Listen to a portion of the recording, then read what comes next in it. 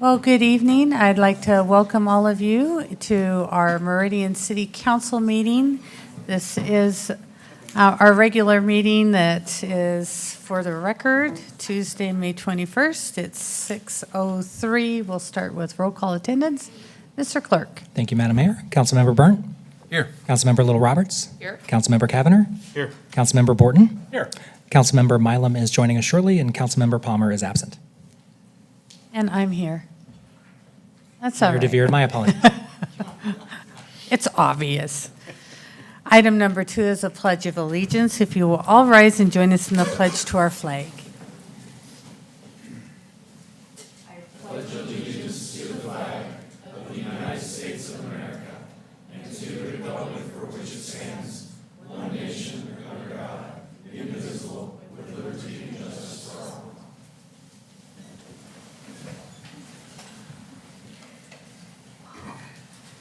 Item 3 is our community invocation. Tonight will be led by Pastor Pusey. Thank you for joining us.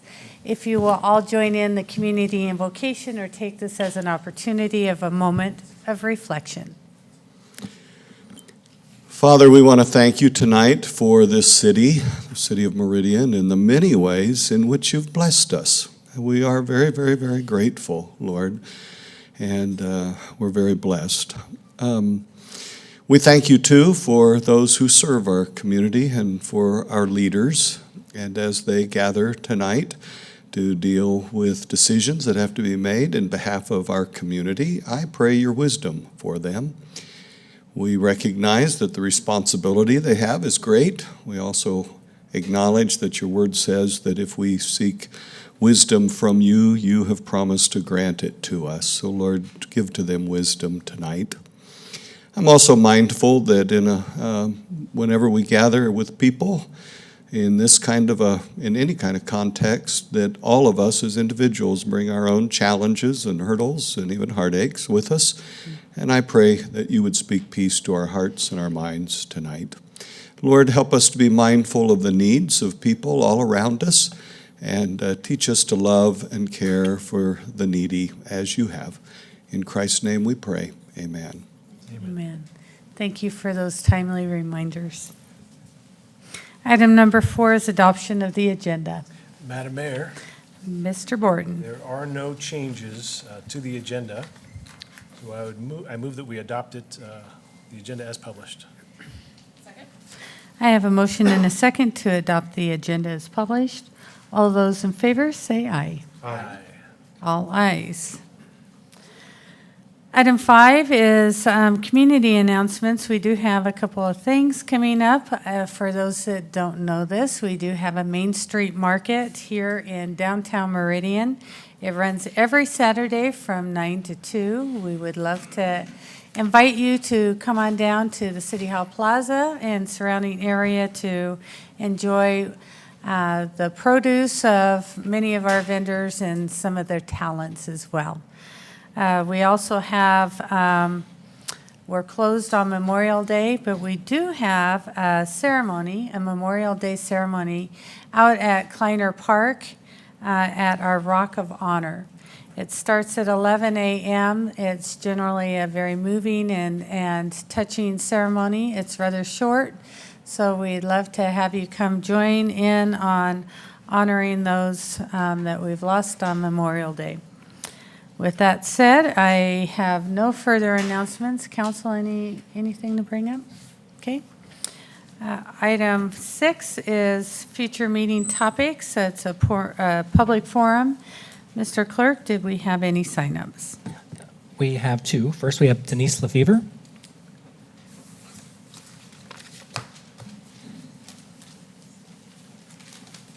Hi, Denise. If you'll please state your name and address for the record. Hi, my name is Denise Lefevre. I'm at 6706 North Salvia Way, Meridian, Idaho. Thank you. I'm here today to talk about what happened at the state Stapleton process, H20180129 during the sign-in process. The development community was allowed to read in the names that were on the sign-up, either for or against, and read that into record. And some of the members weren't present. we would like that same opportunity as residents. I can testify here, sitting in the back row of these meetings time and time again. This is a long, laborious, frustrating process for residents.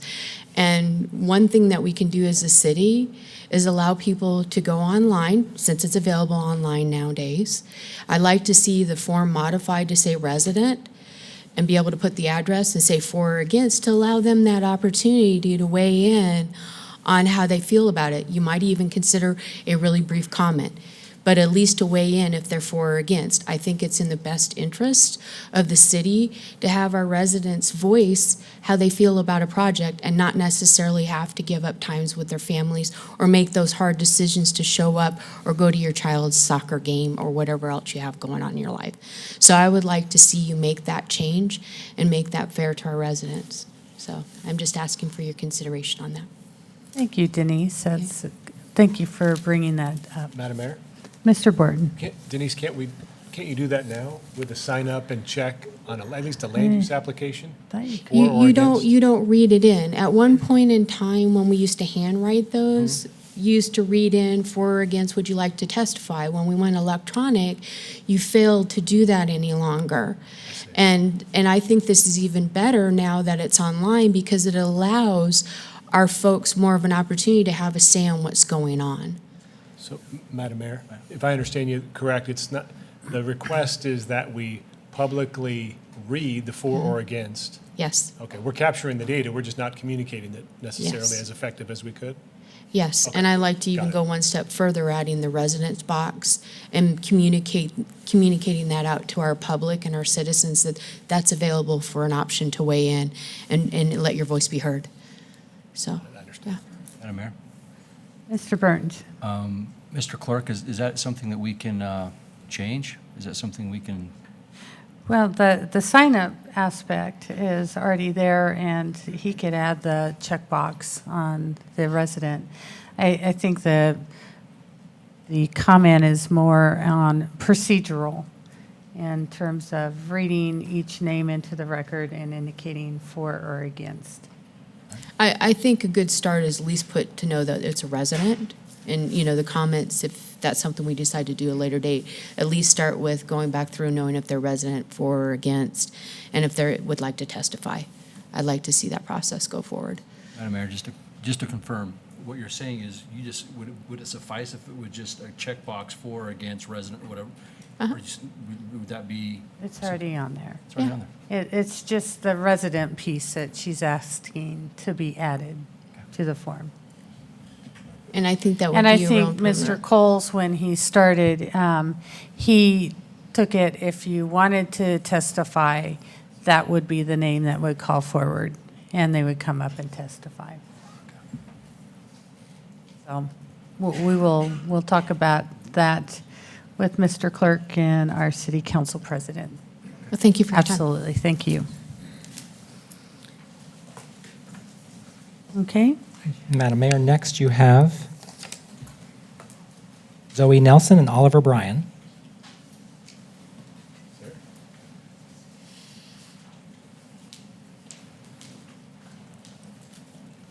good evening. Thank you for joining us. If you'll please state your name and address for the record. Okay. Oliver Bryan, 1901 Southeast 3rd Way. And I'm Zoe Nielsen. Thank you. All right, so we're here today on the behalf of Meridian Medical Arts Charter High School, and the students there have been discussing putting a citywide ban so that you cannot smoke in a motor vehicle while in the presence of a minor, and this would include traditional tobaccos, products, vapes, and all other forms of electronic cigarettes. The main reason we're making this proposal is because of not only the physical health effects, but also the mental health effects of the minors that are in the presence of these activities occurring. Not only are the carcinogens in the products harmful, but also on their mental health, as they can't decide what really happens in the presence of their guardians. And so that can always affect a minor as they're growing up to watch their guardians or whoever's around them in the motor vehicle doing those kinds of things. And as we know, Idaho's mental health is underserved, and that could really benefit a lot of the mental health of minors as they're growing up. And it was also brought to my attention that this could possibly assist the police in doing their job because this would give them another reason, if they had suspicion in anything, to see someone, and that could help assist them. Well, thank you. I think at this point, we take your idea and we see if there's interest to pursuing the idea further, is to have it publicized on a future agenda. And then we would love to have your complete and whole argument, because it sounds like you've already put a lot of thought and research into this, and that would be the time to really give us the information that you've discovered. So we will talk about this at our agenda setting meeting, and Mr. Clerk will follow up with you. Is that information on the sign-up sheet? It is not, but I will check in before they leave. Okay, awesome. All right. Thank you. Thank you so much for joining us tonight. Coming.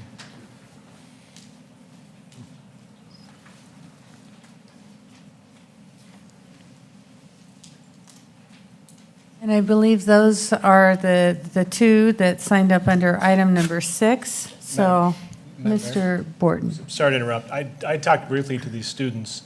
I appreciate you coming down here, and however, I don't know if it was Councilman Kavanagh or where this started, but this future meeting topic concept of a little open forum, this is exactly what it's trying to capture. In particular, when our youth come up with an idea that is of interest to you, and now you've got a little more homework to do to bring it back. However this got started, I appreciate you utilizing this process to open our eyes to your new idea, so thank you. And I would say we love to hear from our teen members of our community, and usually your ideas come without the baggage that a lot of our adult ideas come with. So we appreciate you joining us this evening, and we will follow up with you. Thank you. Okay, item 7 is a proclamation for a Better Hearing Month, and I will move to the podium. I believe that someone is here to accept this proclamation. Is Susan Elcox here? Susan, if you'll join me at the podium.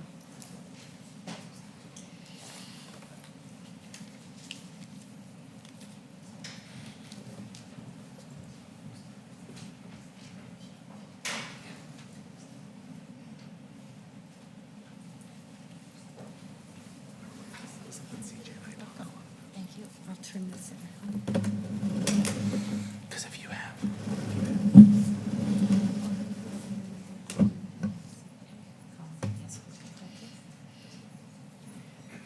Okay, I'll read the proclamation, and then I'll see if Susan has some comments she would like to share afterwards.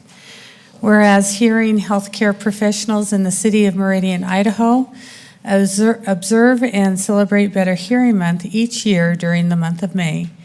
And whereas the city of Meridian, Idaho recognizes and values the efforts of all who work to eliminate or minimize the isolating effects of communication disorders in 1 in 5 families affected by them. And whereas the hearing loss is the 3rd most common health problem in the United States, and more than half of the people with hearing loss are younger than age 65. And whereas our citizens who have overcome communication disabilities through the services of hearing care professionals are now able to lead independent, productive, and fulfilling lives. And whereas the city of Meridian is proud and honored to have hearing care professionals offering quality education and health care services to its citizens to help them hear well, live well.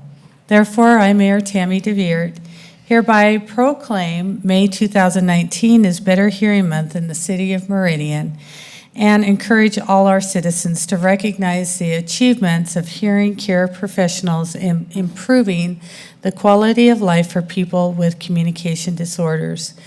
And I'm sure that all of us know someone that has had a hearing loss. I know my dad did.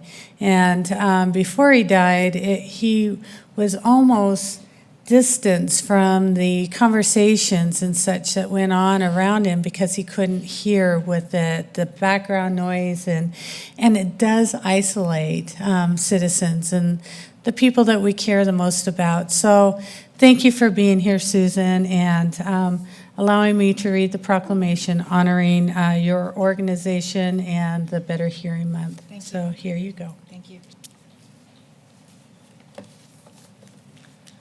I just wanted to state that the reason that we do these proclamations every year is because, as Mayor DeVere mentioned, many people suffer with hearing loss. As it's stated in the proclamation, 50% are under the age of 65, so we have a lot of young citizens that have hearing loss as well.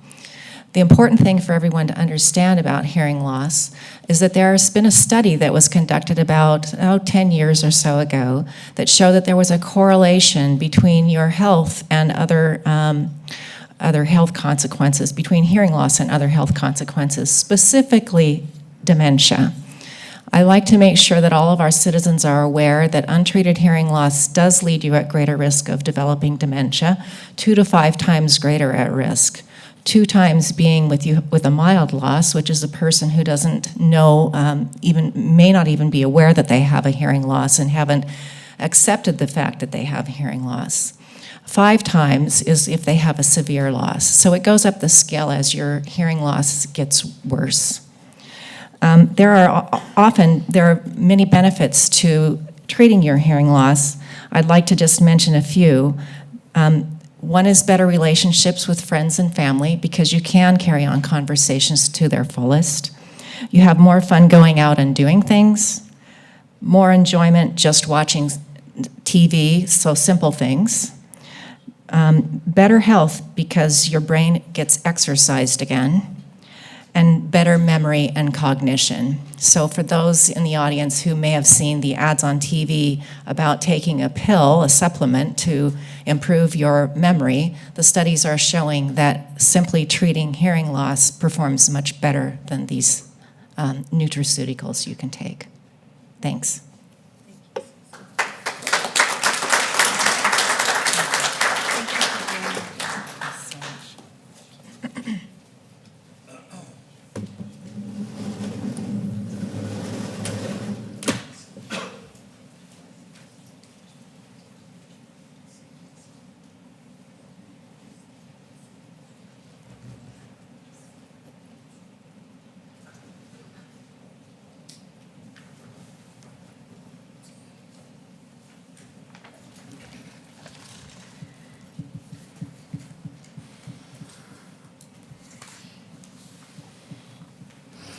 Okay, item number 8 is our consent agenda.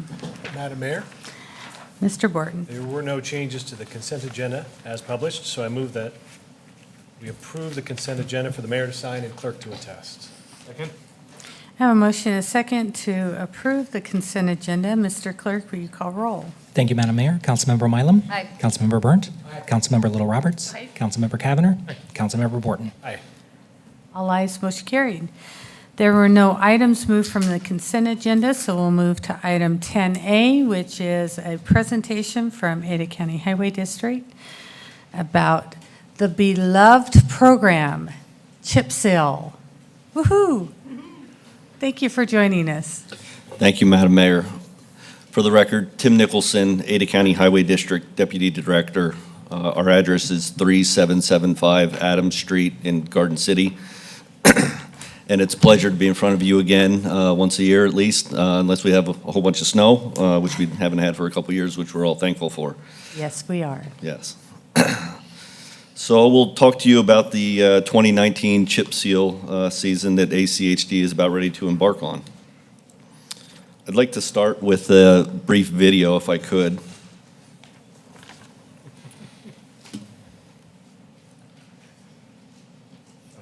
So I think it's on the computer itself.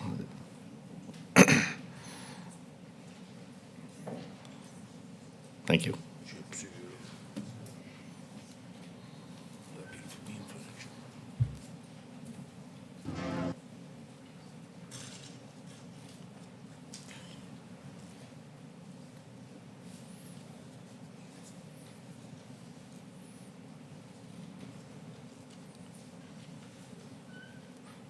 well, maybe we won't do the video. But it was really cool. We'll have to believe you on Yeah, that one. well, it shows kind of the old way of doing things and now the newer way of doing things. So trust me, it was really good, and there was good songs with it and everything. So Well, I think that's the best argument you can have, Tim, is bring one, hope it doesn't work, and then say what it Yeah, should say. Justin will vouch for me. It was spectacular. He got to see it today. So we'll just go back over here to this. So why do we chip seal? The reason that we chip seal, I think, is evident in this shark fin curve that you can see in front of you. As you can see, over time, over roughly 13 to 14 years, the life cycle of asphalt pavement goes down dramatically after about year 10. So ACHD's preventative maintenance concept is to do the chip seal roughly every 6 years on the arterial and collector roadways. And by doing this, you can see that the cost of our chip seal operation is about 22 cents per square foot, when compared to a mill and overlay, about 7 times more expensive, and reconstruction, which is about 33, 34 times more expensive. So there's a huge benefit to the taxpayers and the citizens to keep the roads in a very good condition using the chip seal process. And it can ultimately extend the life of the pavement significantly when compared to doing nothing, or even a mill and overlay where you can see you have that huge investment and it really doesn't extend the life of your pavement terribly much longer. The other reasons why we chip seal are asphalt oxidizes and becomes brittle and ultimately develops cracks. So in doing the chip seal process, it provides a new wearing surface for the public that increases the friction between the road surface and the tires, keeping drivers safer during inclement weather, as well as helps waterproof and seal up those cracks in the road, preventing further degradation of the base and ultimately the entire road. This is a map of our 6 chip seal zones. The 7th zone you see is in downtown Boise, where we don't do chip sealing. We do other preventative maintenance treatments for those roads specifically. But as you're well aware, we are going to be working in Zone 2 this year. And due to the fact that we had an extravagant amount of lane miles to cover, we're splitting Zone 2 up into 2 years. You're more than aware of the amount of growth that's happening in your city here. And Zone 2 has grown tremendously since we've been in this area the last time. So there was too many lane miles for our crews to adequately complete this year. So we're going to split Zone 2 up between 2019 and 2020. We'll get into that here a little bit further with a more detailed map. The current goal, like I said, is to do every arterial and every collector roadway in the zone every 6 years, along with half the residentials. So the residentials are getting completed every 12 years on average. As far as dollars and metrics go, we're looking at spending about $7 million. This is ACHD's largest maintenance activity that we do on a yearly basis. It involves about 25,000 team hours over 45 days. We're planning to do about 424 lane miles this year, which is about an average year for us. The target for us is about 450 miles a year. So that involves, again, 6,800 tons of liquid asphalt and roughly 47,000 tons of chips. This is an overview of our chip sealing train or process. As you can see out in front, we have a lead vehicle and we have traffic moved around. You can see on the right side of the picture that the farmost right lane has already been chip sealed and it's open to traffic. Leading up to this, we had already swept the road. You can see the distributor truck in the front of the train spraying down the hot oil, followed by the chip spreader, usually a train of dump trucks, anywhere between 10 to 15 dump trucks, followed up by 3 rollers or 4 rollers, depending on how many we need for that particular roadway. And that's, it's a fast-moving, very dynamic process. And if you've ever gotten a chance to go out and see it, which I would encourage any of you, if you'd like to come out and be a part and either ride on the chipper or ride in the distributor truck, you're more than welcome to do that. Just give me a call and we'd be happy to arrange that. We'll be right in front of City Hall at some point, so it'll be close to home. But it's an orchestrated dance, essentially, is what it is, to move the traffic along, to keep the train moving, and to keep the production up. This is a picture of the fog seal operation. So after we place the chips, the roads, again, is immediately opened up to traffic. We'll come back through a couple days later, sweep the bulk chips out of there, do a final sweep another 2 or 3 days later, and then do the fog seal. And what this allows is it allows our traffic team blank canvas to do new line painting and markings on the street. And also, if they want to change any of the lane configurations or add a bike lane, it gives us that opportunity to be able to do that as well. So this process is not just we wind this thing up in May and start in late May and early June. It's a very involved process that starts back in December and January with our maintainers going over all the equipment, inspecting things, repairing our equipment, making sure it's all ready to go. And then there's a lot of other outreach that goes along with it. And as you can see, we've spoken with the Ada County Sheriff's Office dispatch team. We've already mailed out postcards to everybody in the affected chip seal area. We had a presentation with the Meridian and Boise Police Departments. Shared it with our commission about a week ago, and here with you all tonight to share it with the Meridian City Council. After that, the show begins on the 28th, the day after Memorial Day. We will do our refresher training with all of our crews, and it will be our soft start date, assuming that the weather cooperates with us. If it's cool like it's been these past couple days, then we're probably going to have to postpone that a little bit till we get some warmer temperatures. But we plan to start with what's called an auto seal, which is a little different than a chip seal, and it's used more on rural roads. As you can see, we'll be out on South Cole Road doing that. And then our other group, our Adams team, is going to be in the Eagle Island State Park doing a little joint venture with Idaho Parks and Recreation Department. We're going to chip seal the entrance road. What this allows us to do is to calibrate our equipment, make sure that everything's working properly, get the crews trained up in areas that aren't so full of traffic, and really get going the following week. We won't be chip sealing at all during the July 4th holiday week.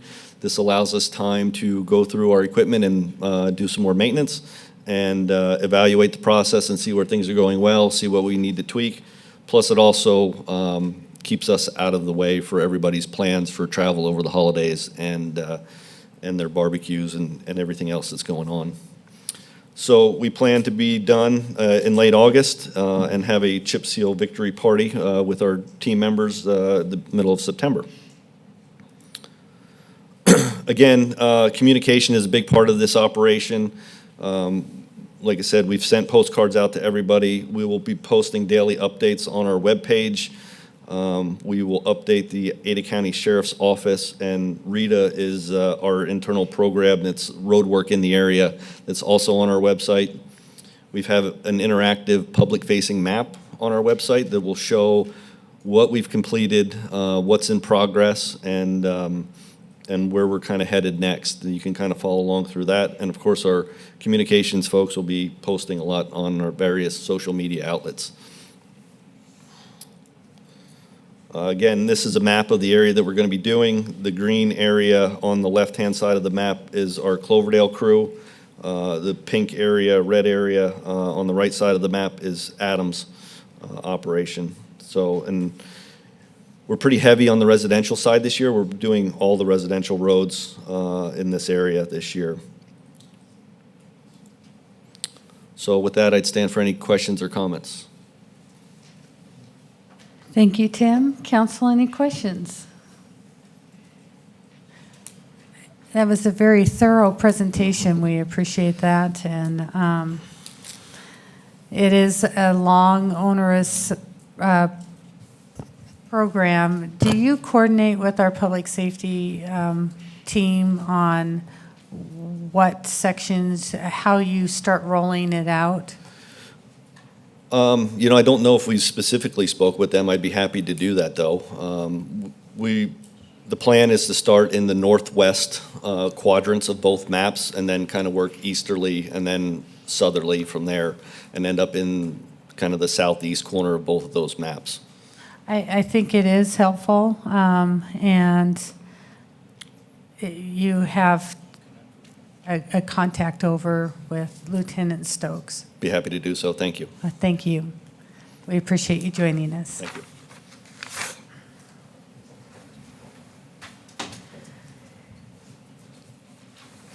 Okay, item 11 is under our action items, and tonight we will first start with 11A, which is a presentation from our Meridian Dairy and Stock Show. We just call it the Meridian Dairy Show Board. Thank you for joining us. And this is about the upcoming Dairy Days parade and activities. Thank you for joining us. Thank you. Jerry Madison, 1892 West Hendricks Court, Meridian. I'm Secretary Treasurer of the Meridian Dairy and Stock Shows. Hans Bruin, President, Meridian Dairy Board. And I guess that's all that came up with us. First of all, Madam Mayor, we want to thank you for your support all these years. It's going to be strange when we come back next year and somebody else be sitting in your seat. It will be strange, not weird, right? Sorry. Depends who gets elected. We won't go there. This year, the big change is that after many years of suggestions from Council, Meridian Police, ACHD, we have moved the parade from Friday to Saturday. It will be Saturday, June 22nd at 6 p.m. The reason for the evening parade is Saturday morning and early afternoon is when we have our dairy cattle and dairy goat show, which is one of our main reasons why we put on Meridian Dairy Days. So we have to make sure that's all done before we can start a parade. And I think everybody is very excited about seeing the parade moving to Saturday. However, it does change a little bit of the cost since we've gone from basically a work day to a weekend. As you're well aware, Specialty Construction will do all our traffic control, and their quote has gone up quite a bit because of a Saturday parade. This year the quote was about $5,900. In addition, we've also taken the advice from Meridian Police in crowd control and trying to have caution tape along the entire route of the parade along Main Street for safety reasons, which also, adds to the cost. Let's see, did you have anything? That is not included in the, I believe you guys have a copy of the bid from Specialty? Yeah. Correct. Yes. And that, the caution tape is not included in there. Mhm. But So basically what we do is, like we've done in the past, is request support of the City of Meridian to cover the cost of specialty construction. Are there any questions? Council, any questions? So Hans, I'm excited that it's moved to Saturday. And I think your commuting public are really appreciative that you moved it to Saturday. Because of course, the timing of the parade was always when everyone was trying to go home from work. Right. And that was kind of a recipe for a lot of frustrated drivers. So this is good news. So you're asking for the $5,898.75.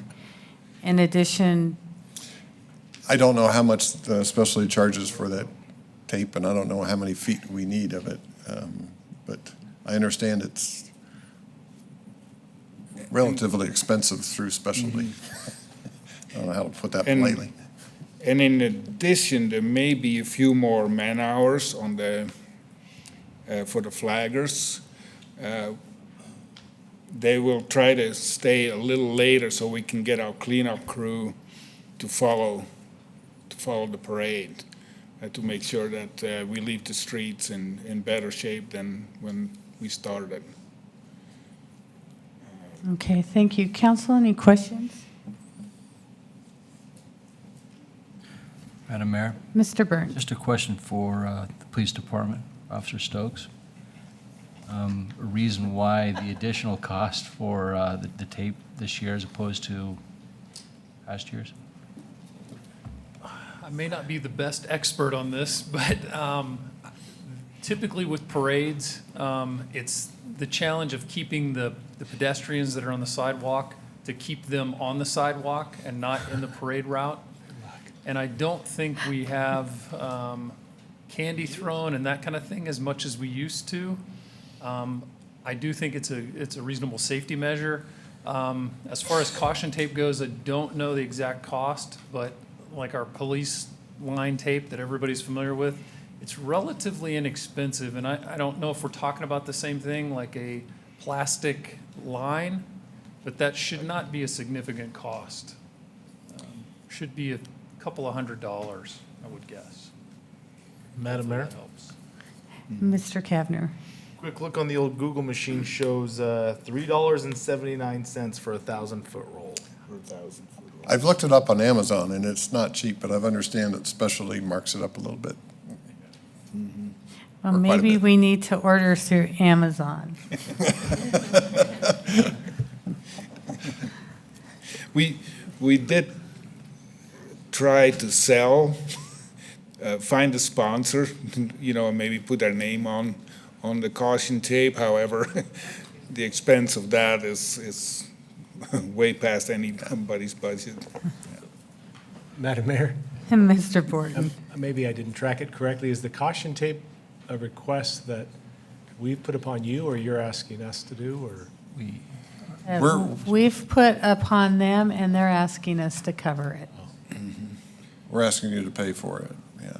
It was, last couple of years, we haven't had any of that tape up and down the road, and there's been quite an issue with people coming out. And I know McCall, when they do their Winter Carnival Parade, they use that caution tape, and they said it worked great. And I just think it's worth a try. The safety is more important than the cost, I think. In particular, where it starts to split, and that's always been kind of a conflict where that tape is essential, for sure. I'm not sure it's going to keep the kids out of the street, because not all candy makes it to the curb.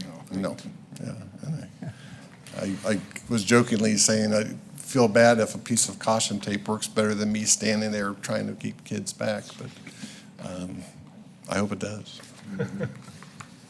We'll see. We'll look forward to the report next year. Yeah. Council, any other questions? Madam Mayor? Mr. Kavner? I assume there's an action that we need to take on this. I know we don't necessarily have a budget amendment, but I'm comfortable with doing what we did, I think, last year, which was to approve a not to exceed amount based on the estimate that we have here, and sounds like some additional unanticipated costs. Madam Mayor. Mr. Neri? Madam Mayor, I did check with Finance before today's meeting to see if they already have budgeted some funds towards this expense, and they have budgeted $4,900 based on last year's amount. So that's already in your budget. So anything above that would then need a budget amendment. But there is at least $4,900 that was already planned in our budget. And then I did check with the departments, and I didn't get a response from police, but I did from parks. And there is some that's already programmed in their budget, is the reservation fees for Story Park that we have traditionally waived. That's $964.60, and that's already planned. There is overtime hours that are already programmed into their budget as well. They plan 93 total hours of overtime for that. So that's already been planned for in the expense. So it really is the 4,900 and then addition to that. And so those costs are detailed in the memo that Emily provided. And the only, it sounds like the only thing that has changed is the bid that we received and the addition of the caution tape. So, Madam Mayor, Mr. Kavner. I will move that we approve the Meridian Dairy and Stock Show request for cost share for a not-to-exceed amount of $6,000. And then, I guess, Madam Mayor, question for legal is to just bring a budget amendment to us next week for the $1,100. You can do that. Okay, I have a motion and a second to authorize up to, you said $6,000? Correct, yes, ma'am. Any discussion? Mr. Clerk, will you call roll? Thank you, Madam Mayor. Councilmember Mylum? Aye. Councilmember Burnt? Aye. Councilmember Little Roberts? Aye. Councilmember Cavanagh? Aye. Councilmember Borton? Aye. All ayes, motion carried. So we'll just look for your after-event report, and we'll see how the numbers fall. Great. Thank you. Okay. Thank you for your help. Thank you for joining us. You guys.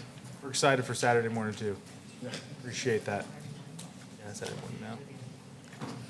Okay, item 11B is a final plat for H 2019-0053. This applicant has requested a continuance to May 28th.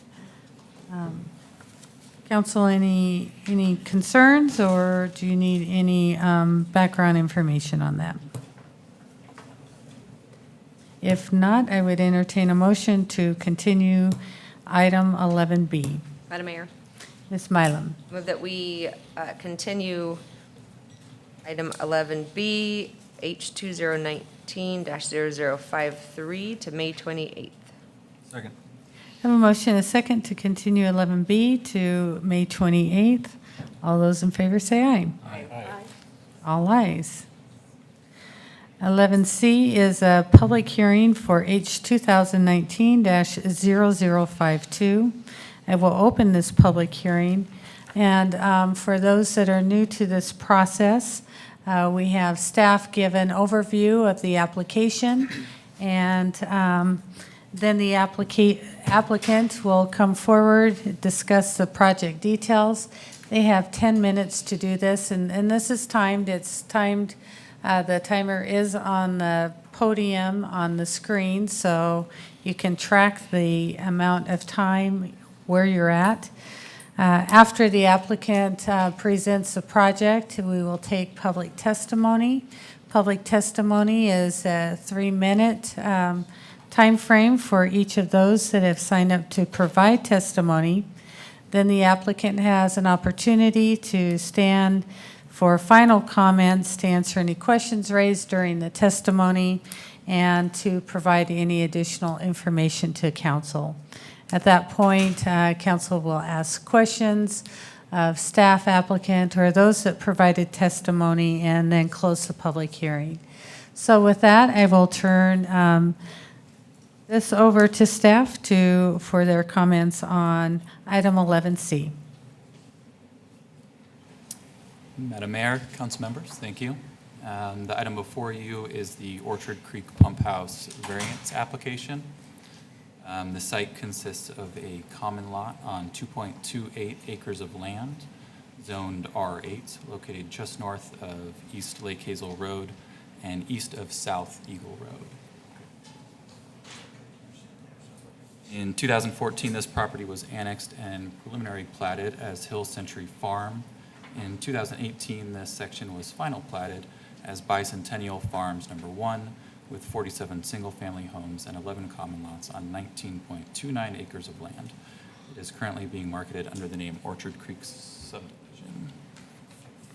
So the applicant is requesting a variance to deviate from the dimensional standards of the R8 district to allow for the construction of a 350 square foot structure within the required setbacks and street landscape buffer. The proposed structure will serve three purposes, primarily a pump house for the subdivision irrigation equipment. It'll also be a covered structure for a dog park entrance, and it'll also be a subdivision entryway feature. The previous owner of the property installed the well and irrigation equipment at this location without the approval of the city. So the approved construction documents for Bicentennial Farms number 1 do show this facility farther to the north. In any case, in order for Idaho Power to supply power to the irrigation pumps, they do require them to be enclosed in a permanent structure. So this proposed building is encroaching approximately 8 feet into the 35-foot landscape buffer here along Lake Hazel Road, which is designated as an entryway corridor. As you can see in this exhibit, the site is constrained by a number of features, including multiple easements. You have ACH easements to the north and west, City Meridian water easement to the north as well. You have the 10-mile creek on the west, and then Lake Hazel Road to the south and South Arable Lane to the to the east. So staff does believe that there is sufficient space to place the structure in a location outside these areas. For example, you could just shift it slightly to the northwest. However, it is staff's understanding that this is not feasible at this time, as the irrigation facility is currently providing water to the development. In addition, the applicant would have to further subdivide the property to place the irrigation facility on a separate dedicated lot as required by code. So staff is supportive of the multi-use nature of the facility, and finds that as a whole it would be a benefit to the residents of this subdivision. In addition, the appearance of the building emulates other design features found in the subdivision and is more visually attractive and interesting than the majority of pump houses built. But based on the required findings in the staff report, staff does recommend denial of the variance request. Staff will stand for any questions. Thank you. Council, any questions? Thank you, Kevin. Is the applicant here? Yes.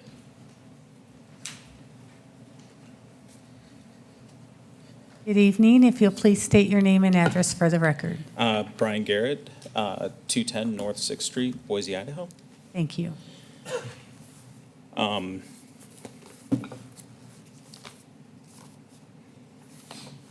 So as staff mentioned, there's a couple of small corrections. The pump was actually placed by the development prior to the final plat being approved. It was not necessarily the previous owner. However, it was prior to roads and much other infrastructure going in. And there were some clarifications made as well over, that Kevin made. But yeah, we are proposing to take what is a necessary utility, an existing pump, an existing pump pad, and beautify it and make it into an amenity for the community or the development. The the pump station, it was placed prior to completion of the final plat. It's regrettable that the placement is in the setback. However, it is not an envision triangle. There's no public safety or welfare concerns. Moving the pump would be at great expense, and we don't believe that moving it, sliding the pump over would necessarily be beneficial to the community or public or safety or anything else like that. It would just be a marginal push of something that was unfortunately placed where it is. Staff has been and has mentioned that they're in support of the overall idea of utilizing this existing structure as an amenity for the community, and we would ask that council approve the variance and allow us to create this amenity for Orchard Creek. Thank you, Brian. Council, any questions? Okay, thank you. Mr. Clerk, are there any signups? Madam Mayor, there were no sign-ins for this project. Okay. So council, any additional information needed from staff or our applicant's representative?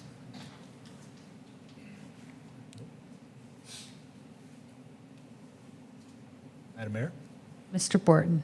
Doesn't sound like there is any, so I will move that we close the public hearing on item 11C, H 2019-0052. I have a motion and a second, but I would like to ask the applicant if there were any final comments he wanted to make.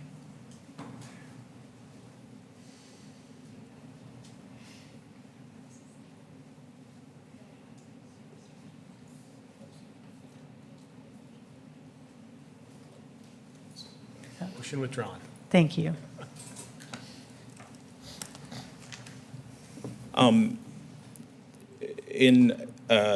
Century Farms has an amenity that is also about a quarter mile up Eagle Road from this development. It's within it. We haven't taken a tape measure to it, but it's much closer to the public road than this is. There is existing pump houses in other developments that are also very close to the road. We do not feel that this is out of line with those locations, even though it wasn't necessarily set intentionally to violate the setback. Thank you. Thank you. Okay. If there are no further questions, I would entertain a motion to close the public hearing. Madam Mayor? Mr. Borton? Move that we close the public hearing on item 11C. Second. A motion and a second to close the public hearing on item 11C. All those in favor say aye. Aye. All ayes. Madam Mayor? Mr. Borton? Kevin, welcome. I think the analysis is spot on, but I think it highlights something that we've struggled with a little bit more recently with our variance and 3 prongs versus 2. I'm supportive of the request, the variance request. I think the findings with regards to the undue hardship on the characteristics of this site, with regards to the relocation of the structure elsewhere on the property wouldn't be feasible. The irrigation facility is currently supplying water to the development. There's not additional land area to place the irrigation facility. You cite specific undue hardships on this site that by granting the variance doesn't necessarily provide a special privilege. I think it's those unique characteristics that warrant granting it. And your finding, which I agree with as well, that it doesn't, approving it wouldn't be detrimental to the public health, safety, and welfare. It makes it appropriate in this context, under these facts, to grant this specific variance. I know we're working on the 3 prongs of our variance and trying to clarify that for applicants going forward, that there is really effectively 2 prongs to what we have to provide to grant a variance, and we haven't yet done that. So I still think the intent of that is supported by the facts. So I'm supportive of the variance request. Thank you, Mr. Borton. Any other comments? Do I have a motion? Madam Mayor, Mr. Borton? based upon that reasoning, I move that we approve the variance request in H 2019-0052. Second. I have a motion and a second to approve the variance for H 2019-0052. There are no discussions. Mr. Clerk, will you call roll? Thank you, Madam Mayor. Councilmember Mylum? Aye. Councilmember Burnt? Aye. Councilmember Little Roberts? Aye. Councilmember Cavanagh? Aye. Councilmember Borton? Aye. All ayes, motion carried. Item 11D is a public hearing for H 2019-0021. And we'll open this public hearing with staff comments. Madam Mayor, Mr. Burns. before we continue, I'm in the flooring business, and I do a little bit of business with the applicant, along with another builder who follows them in their builder team that build in different subdivisions. And so I directly could potentially benefit from this application if it is approved, and so therefore I would need to recuse myself from this conversation. Okay. Thank you, Mr. Burnt.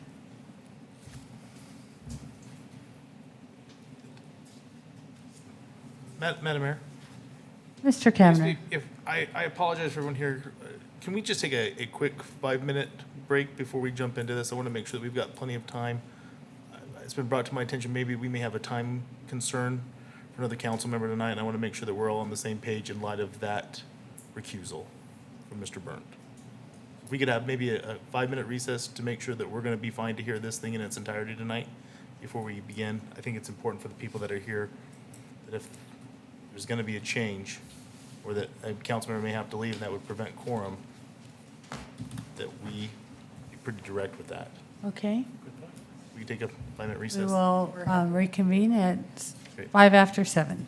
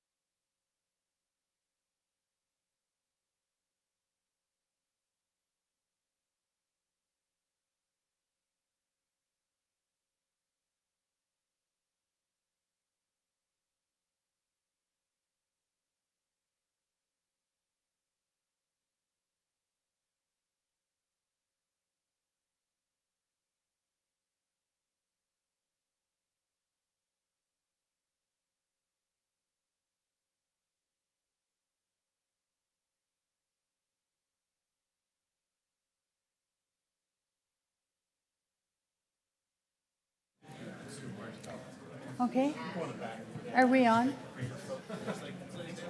Okay.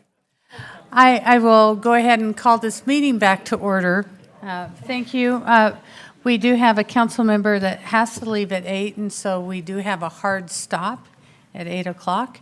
So I will go ahead and ask for staff comments at this time. Thank you, Madam Mayor, members of the council.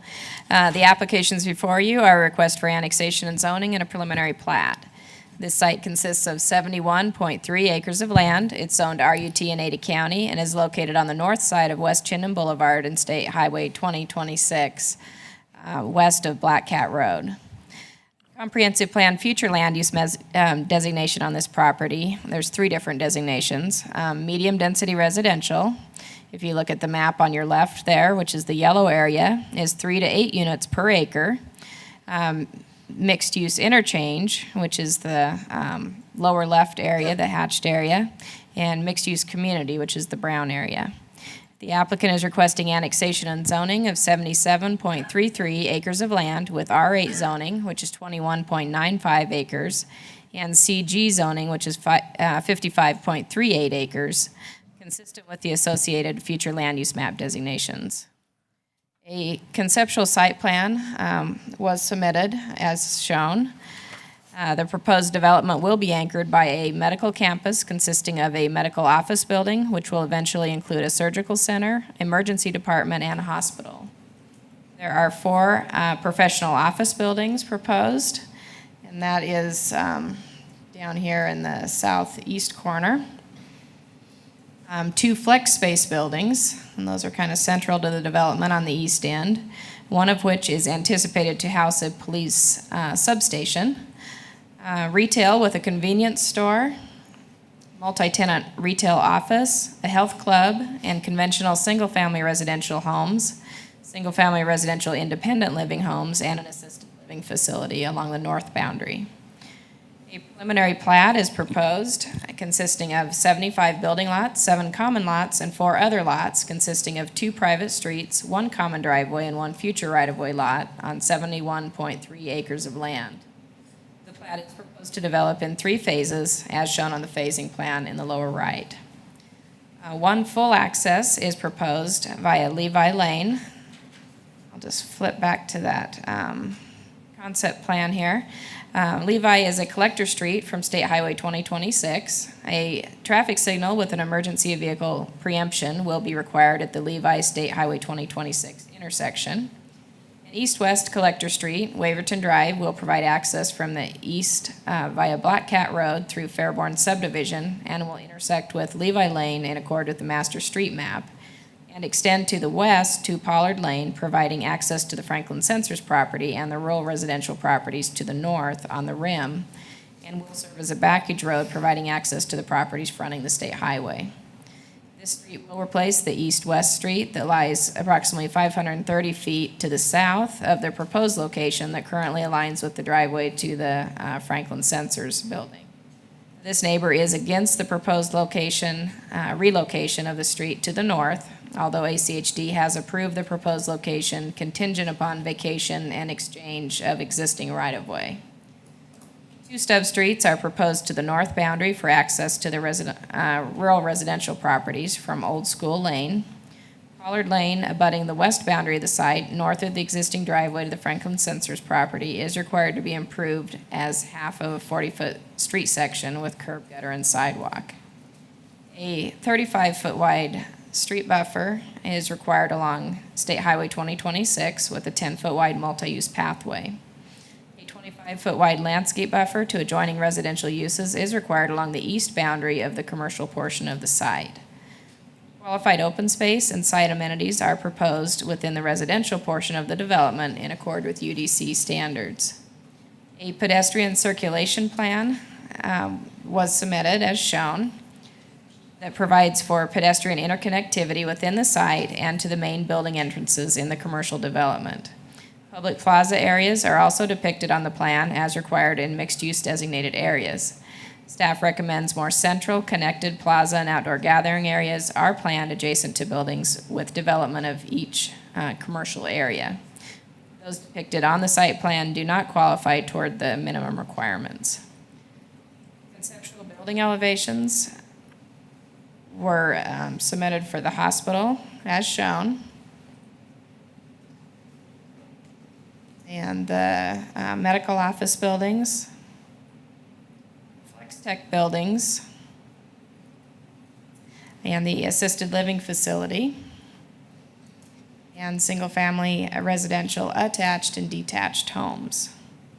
The commission did recommend approval of this project to the council tonight. Madam Mayor, would you like me to go through the summary from the commission hearing? It's rather lengthy. I'm not sure if you want to spend the time tonight or not. It is contained in the staff report that you should all have had for your review. I think council's good. If they have follow-up questions, they can. Thank you. And then I'll just add, written testimony has been received from Keith McGregor and David Durow from Franklin Sensors since the commission hearing. Thank you, Madam Mayor. Okay, thank you, Sonia. Any questions from council at this point? Madam Mayor, one quick one. Okay. Sonia, in the staff report, there's reference to the 2 rows stubbing to the north, concerned that they were intended to be private streets, wanting them to be public. Is that correct. Is that still an issue, or is that resolved? The city is requiring them to be public streets, as is ACHD, so no issue. The applicants agreed to that. Thanks. That's it. I guess it depends on who you ask. Okay, is the applicant here this evening?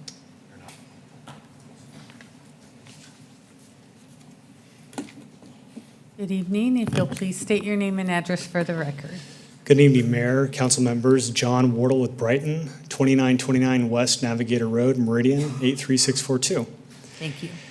Thank you for your time tonight. I will be brief, given the time constraints we have tonight. Just want to note that the ACHD Commission did approve this project on April 10th, and there was unanimous commission approval sent to you for recommendation for approval on April 18th.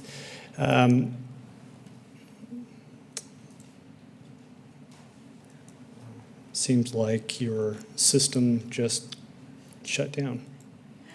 Madam Mayor? Mr. Borton. Just to be clear, for the applicant and the public, the concept of a hard stop for 8 o'clock, which happens every now and then, doesn't mean that there has to be a decision by 8 o'clock. There may or may not be, depending what questions come up and what testimony there is, but if it necessitates continuing it, that's what would occur. It's not no one should feel forced to shorten any comments or presentation. Will you just open that back up again, Sonia? Or maybe let's try that right there.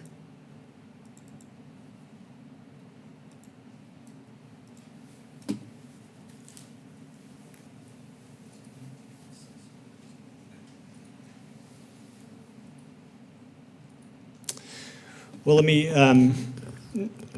just talk a little bit about the project while we're waiting for that to come back up. When we started looking at the project, Pollard subdivision, Central Valley, we looked at the overall plans that the city had.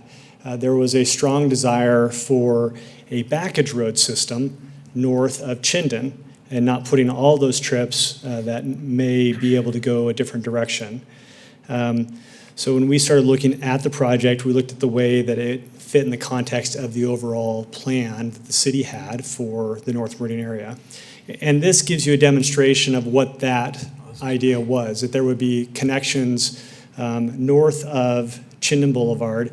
In this case, with the construction of Waverton, we'll be connecting to Levi, which would be a signalized intersection, to Black Cat, which also would be a signalized intersection, and over to Tree Farm. And this provides east-west mobility without connecting or without having to get onto Chinden Boulevard, which was a strong desire that the city had.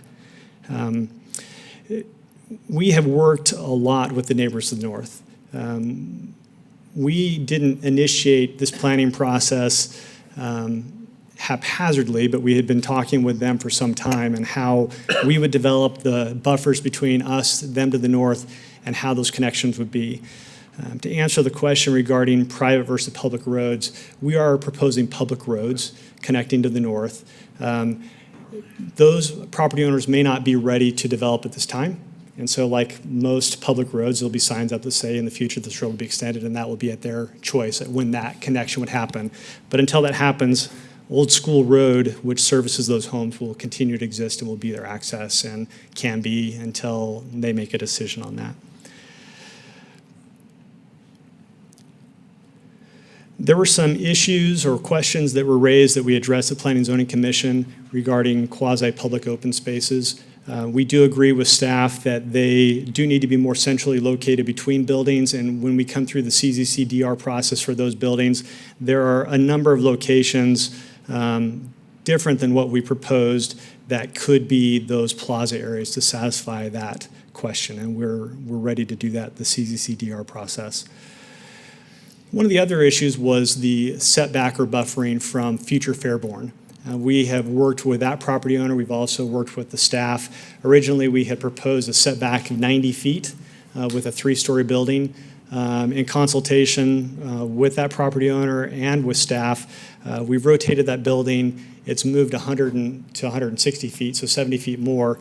We do have a 25-foot landscape buffer on our side, and it's our understanding that the Fairborn Estates subdivision will also have a 23-foot landscape buffer on their side, and so there's a very sizable landscape area between those two projects.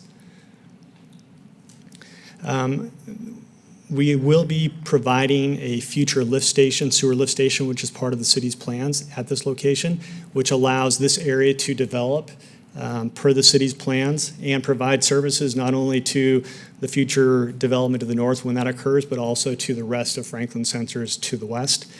And there is an out parcel which eventually will lose all of its access with the widening of 2026, and we will accommodate the future cross access for that as well. And there was another item that at the City Planning and Zoning Commission about buffering of the flex office space adjacent to that roadway. We will also pick that detail up in the CZC-DR approval. However, we have increased the room for additional buffering, could create a berm plus a fence so that any doors would be sufficiently screened from that public roadway.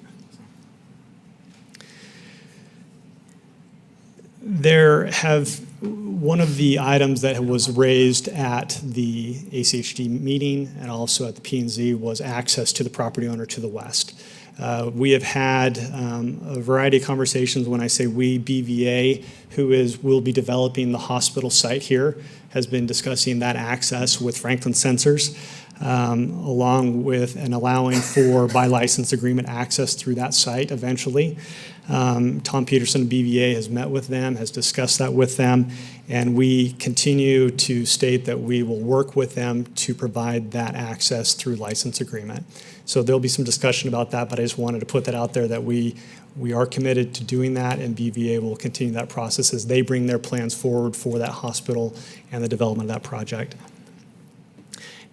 One of the other items for your consideration this evening is in the city code, there is a requirement that a hospital take direct access to an arterial. Their arterials are specifically planned through the city, through Compass, through ACHD. Levi Lane, although it is a collector road, it is being built as a 5-lane road connecting directly to the only point of access that will be allowed on 2026.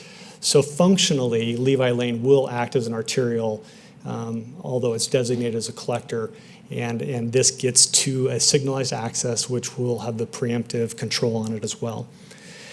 We have spent a lot of time planning this project. This is it takes into consideration a lot of things. First was the transportation planning, the connecting east to west of that desired backage road system. We're also extending sewer and water and other public utilities to an area that currently doesn't have them and installing a future lift station for the sewer. The project in and of itself is unique because we have a variety of mixed uses, which is the designation for this area, that comply within the context of the comp plan. Hospital, office, flex office, residential, even public services such as the police substation, and connecting the pedestrian connection to east-west on a corridor, which is also very important. So we've looked at all of these and have put together a plan for you that we feel does address the concept and the context of a mixed-use community at this location. Finally, as I will stand for any questions, we do request your approval for this project, in that we have looked at the context of the comprehensive plan. We are providing a mix of uses here, both for employment, needed services in an area that currently doesn't have these services, connectivity both for automobiles and pedestrians and bicyclists, and the extension of public services to an area which currently does not have those. We request your approval of Pollard subdivision, also known as Central Valley Plaza, and I stand for any questions you might have this evening. Thank you. Council, any questions? Okay, thank you. Mr. Clerk, if you will read those names who have signed up to testify. Yes, first you have Robin Hayes.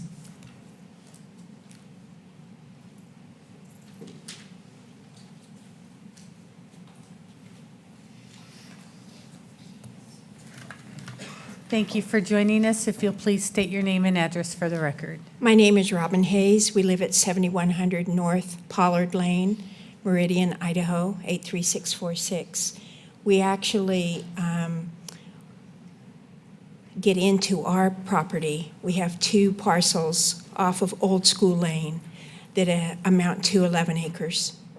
And so we come around from Pollard onto Old School Lane and then access our piece of property to the north. I just wanted to make the comment that Brighton has been very good to work with. We've been working with them probably 6-7 years on the development of this approximately 80 acres there. It's changed its composition over the years and what it was going to be and what was going to happen, but they have been in constant contact with us. Every time we had a question or a suggestion or an idea or could you do this or how will we do that, they have responded and have, I think, addressed our needs very well. In general, we don't really like to see what's happening in Ada County and the city of Meridian, but it is what it is. But we do support this project.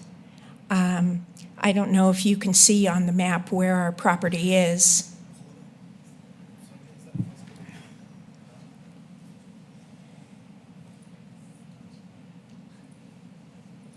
We're kind of right smack dab in the middle of it, so it really does impact us.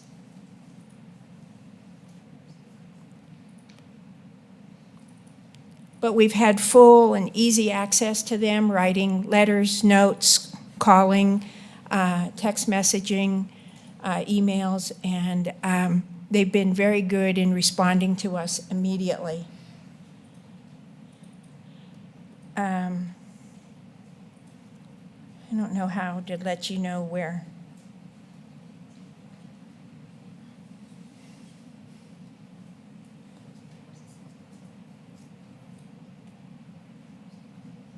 It's you need to pull it back. Upper right. Yeah, pull it. Yeah. It's- There you go. Yeah.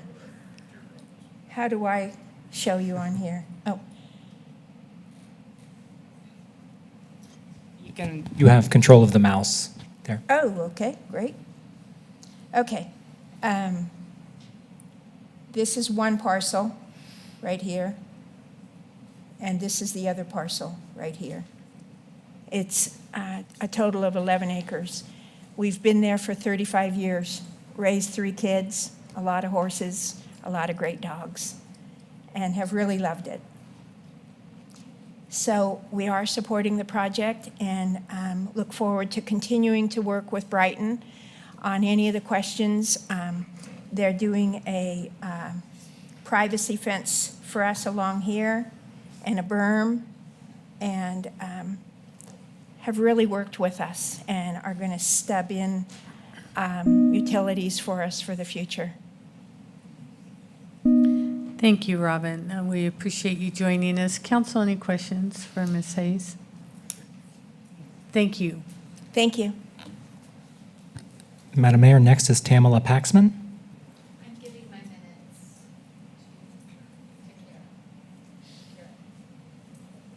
to Jay Paxman.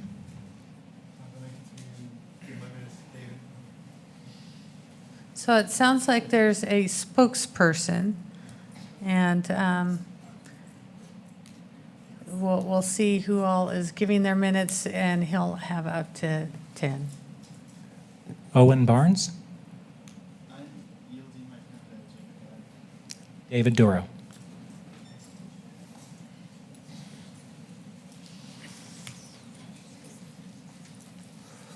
I would like to request that I'm David Duro. I'd like to request if I could use 3 extra minutes from Jay Paxman, who just yielded his minutes, if that's okay. No, I'm sorry, you'll have 3 minutes. 3 minutes? Yes. I will talk really. Oh, you are? Well, I can talk really fast. There's a lot of stuff that we. You'll have 10 minutes then to provide your testimony. Okay. That's not how it works. Everyone says, I'll give you mine. Can you set up and stand next to me while we talk together? No. Can I talk while? You'll have 10 minutes as the spokesperson. Okay. This is going to be really hard.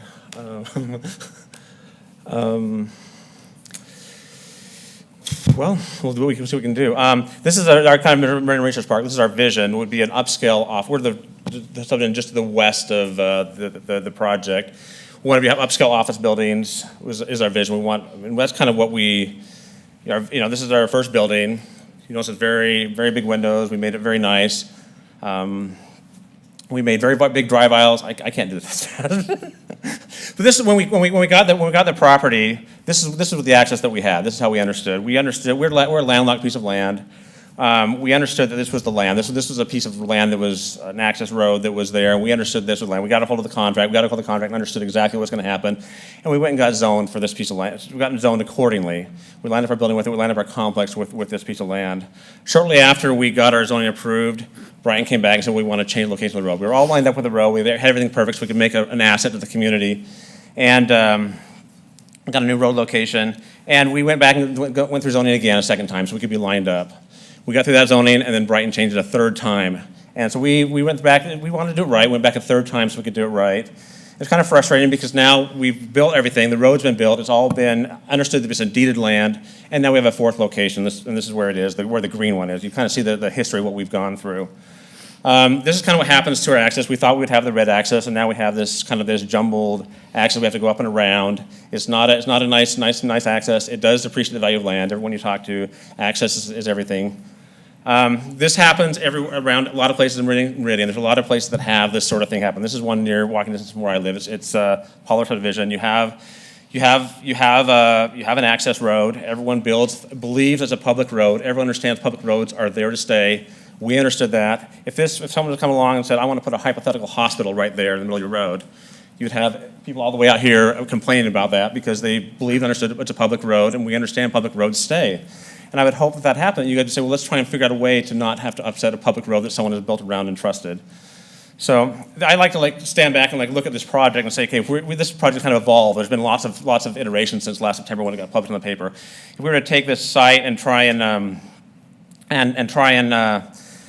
start from scratch, knowing that's a public road, these are the buildings you want to put in there. You want to put the hospital cluster in there somewhere. You want to put these other buildings in there.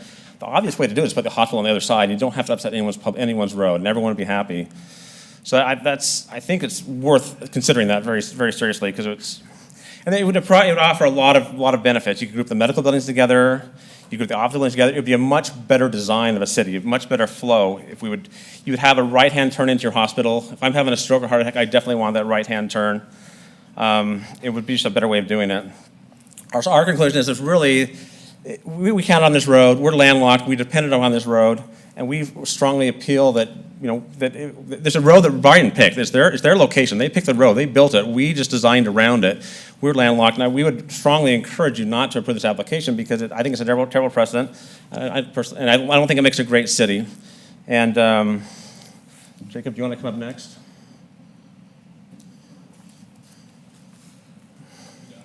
Yeah, I'm done with mine. Madam Mayor, if I may, there were 4 additional signed up after Mr. Duro, and he was representing, I believe, Ms. Paxman, Mr. Paxman, and Mr. Barnes. So it is your decision how you want to proceed, but there were additional. He, yeah.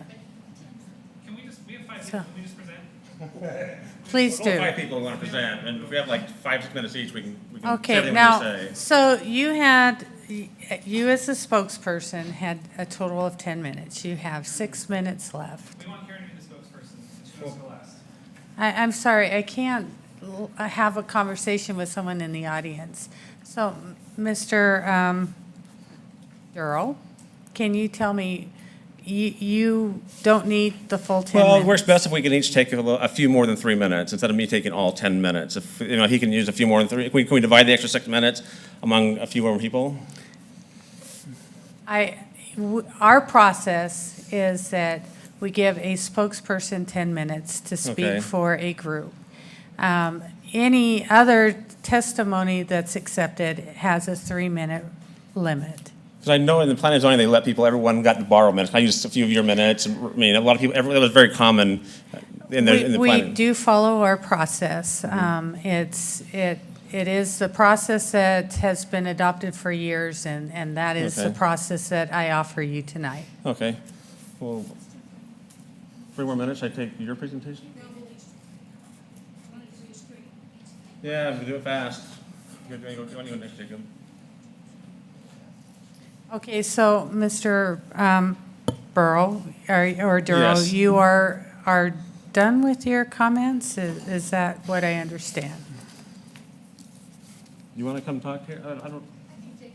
Go ahead, Jacob. Why don't you take the rest of my minutes, Jacob? Why don't you finish mine? Can you finish my 6 minutes? You can be the spokesperson? At least one person will get there. We'll have to rush through it all. You can finish your 6 minutes, but we need to continue this, and you have 6 minutes remaining, and this will be the rest of your 6 minutes, is that I understand? Can we just ask a question? We're a little new to this procedure. And can we just ask a clarification? We're a little new to this process, and the other commissions we've been before had different processes. We were under the Well, impression. they do have the same process, but I think you caught them unawares, and I think they gave you leeway that we can't set a precedence, and we need to maintain our record, and this is the process that we follow. I announced it at the beginning of the meeting that you each had 3 minutes. If you have a spokesperson, people yield their time to that spokesperson that allows 10 minutes, and that 10 minutes was offered. And so now we need to move this Okay, meeting so along. we can't present, like I had 3 minutes. I can't do my 3 minutes because he started as a spokesman. You can still do your 3 minutes, right? You will have your 3 minutes. Okay. He yielded, we had the 3 people before Mr. Duro that yielded their time as the spokesperson. Okay, Mr. Clerk, who is next on the list? I have Jacob Barnett. Good evening. If you'll please state your name and address for the record. My name is Jacob Barrett. Address is 6675 North Pollard Lane, Meridian. So I have a couple slides here for you. Just want to take a look. Let's see. Sorry. Make sure I've got that. So I was born and raised in Meridian, and I currently work next door to the Central Valley Plaza proposed site. I wanted to talk about some potential legal zoning questions that I've come across looking at this application, and because of them, I'm currently opposed to the proposal as it's currently presented, but I think if there were some changes made and the proper processes followed, that this proposal could go through. And the question I came across in looking at the future land use map, obviously there's the 3 designations that were talked about before, the MDR, MUI, and MUC. The 2 bottom ones with the commercial area being the mixed uses parts of the development. But when I looked at the future land use map designation, which according to the comprehensive plan, it says that the future land use map dictates the types of zoning that are envisioned for the particular pieces of land. The zonings that show up for mixed-use interchange in this area are the LO and ME, and the zoning that shows up for the a mixed-use community are the zonings highlighted there. And what I've noticed is conspicuously absent from this is the zoning that Brighton is requesting here, the CG zoning. It kind of looks like they're trying to sneak in a comprehensive plan change through the back door of this application, and apparently nobody's flagged this legal issue. The future land use map designations, obviously in the comprehensive plan, state that according to Idaho code, the zoning districts should be in accordance with the adopted plans. And the city website states in their public information that requesting land use changes in the city of Meridian is a big deal because it impacts, of course, everybody and can change a lot of things. And I'm not here saying that you can't change the future land use map in order to accommodate the development, but nowhere in the project application, nowhere in the public notices have I seen anything about this application attempting to alter the land use map. It's just been presented as a simple annexation and zoning application, and kind of looks like they're trying to get that in without getting the public scrutiny that might come with having a comprehensive plan or future land use map change. So I would say that until the legal and proper notice has been given to the public that this is actually looking at a future land use map change, that's what is actually happening here, that it should be held up until that has happened. Thank you. Thank you. Council, any questions? Madam Mayor, Mr. Borton. I'm going to ask legal question, then you a question. And I'll come back. Mr. Neri. The question raised is can this application proceed as presented without the corresponding comp plan amendment to go along with it in light of the existing comp plan designation and the requested zoning? I think is the question, can legally proceed? So we can answer that one. And the question to you, sir, while he's chewing on that, is if this had the comp plan application that you believe needs to go with it before us today, would you be supportive of the application? I think that if it was properly amended and the public was able to know that a amendment was happening and could comment on it, then that would put it in a different light. And Madam Mayor, that's the million-dollar question back to you. I was just curious if, assuming that the requisite application that you believe had to come along with it was here today, would you then be supportive of the application? I would not have these questions on that. Yeah. So. Mr. Neri, I guess there was a question to you. Certainly. Madam Mayor, members of the council, Councilman Porton.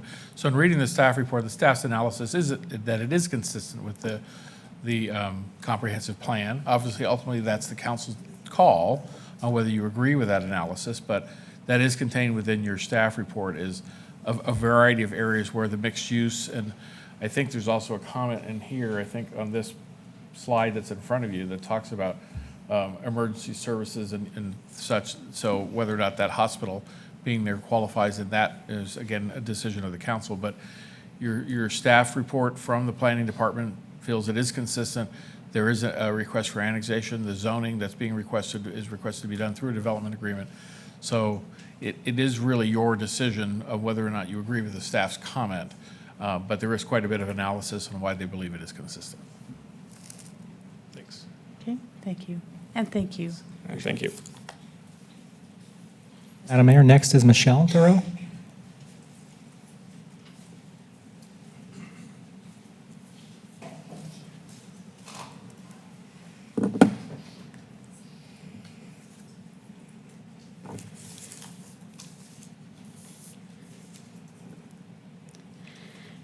Again, I apologize for the confusion. So I'll try to be really quick. Michelle, if you'll state your name and address. Michelle for the record. Duro, 3044 West Sugarberry Drive, Eagle, Idaho, 83616.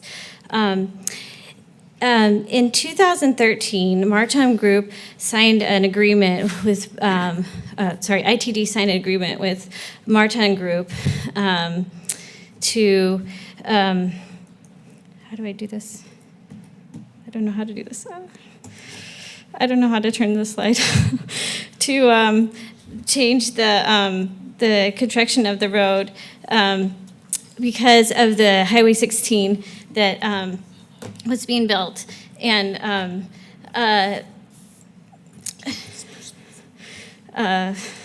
anyway, the agreement we sent to you, it stated that certain qualifications had to be met, and there was a deadline of 2016. It had to attain complete construction and ACHD approval by that time. A payment was made in the amount of $463,000 for the purchase of the land and then administrative settlement, in addition to $356,000 for the construction of the road, and it was accordingly built in November of 2016. ACHD also showed that they believed it to be a permanent road and a public road by putting a green sign for North Pollard Lane, and as opposed to a blue sign which indicates private road. It's well understood that public roads are not uprooted without compelling public reasons. In addition, Brighton requested that we move the original right-of-way to a different location because they did think it was going to be permanent. Otherwise, why would they have moved it? We rezoned 3 different times to match up with Brighton's changes. So they thought it was going to be permanent. Otherwise, they wouldn't have done that. On June 15, 2016, they sent us an email referring to it as a permanent road, and it confirmed that it would be deeded to HCHD. And November 2016, they said that when we complained, they said it should work well with our proposed business park. At the recent ACHD hearing, there was some misinformation that they claimed that it was always, in the rebuttal, that it was always intended to be a temporary road. And because we discovered after that that the paperwork was misfiled with ITD, and ACHD confirmed that it is in the correct location.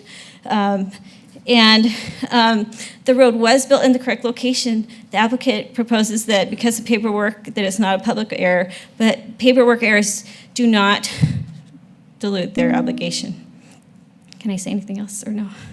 Hey, you can summarize your comments. Okay, my comment is, with receiving over $750,000 of taxpayer dollars, that should be considered a permanent road, and we relied on good faith. We request that it's not approved until they propose a plan that leaves the current road in its location, or that they treat us like the other neighbors and come up with a compromise. We are the only neighbor who has not been worked with very well. We've had only about 2 meetings, and there's been no written information that's been guaranteed to us, just like the other neighbors. So that is our request. Thank you. Council, any questions for Michelle? Madam Mayor. Mr. Kavner. Michelle? Michelle? If we can ask a question. Your last comment kind of stuck with me. So I know that there was some pretty significant direction from the Planning and Zoning Commission for the applicant to work with you, but your comment made it sound like that, in your opinion, that didn't happen. We have been trying to contact them since December. Recently, after the first Planning and Zoning Commission, BVA, reached out to us, and we did have a very pleasant meeting. Last Tuesday, we sent them an email and said if they would give us something in writing before tonight, we would recommend this project, and we would not oppose it. And they did come and meet with us yesterday and said they wanted to give us something, but they haven't given us something. And because of that, they have given stuff to all the other neighbors and have worked, as they said, for 5 to 7 years with them. We've been working with them for about a month. We've been trying to, but that isn't the same treatment, in my opinion. And it is a public road by all aspects. Madam Mayor, an additional question. Sorry, Michelle, you'll have it for me. When you say you want something, well, we want the public road to remain that we've paid over $90,000 in rezoning 3 times because they kept moving it because it was supposed to be a permanent road. Thank you. So what do you mean by rezoning? The original easement where it was originally, the road was connected to Chinden. The ACHD required them to move the road for safety to. Because it was too close to highways. Yeah, too close to Highway 16. And then, so we originally zoned for where it was set in 2013. In 2016, after our zoning, Brighton requested to move the easement down because they thought it was going to be a permanent road. And so then that was approved. We weren't involved at all in that process. We would have liked to be. And so then we rezoned so we could align with the new alignment. And then shortly after when they built it, I think there was something what they wanted to remove. They might have been required to move it for power poles. Again, nobody talked with us about it. And then we went through a third zoning process and totaling over the $90,000 and several months of delay on our project and rent cost as we were waiting to be able to start our project.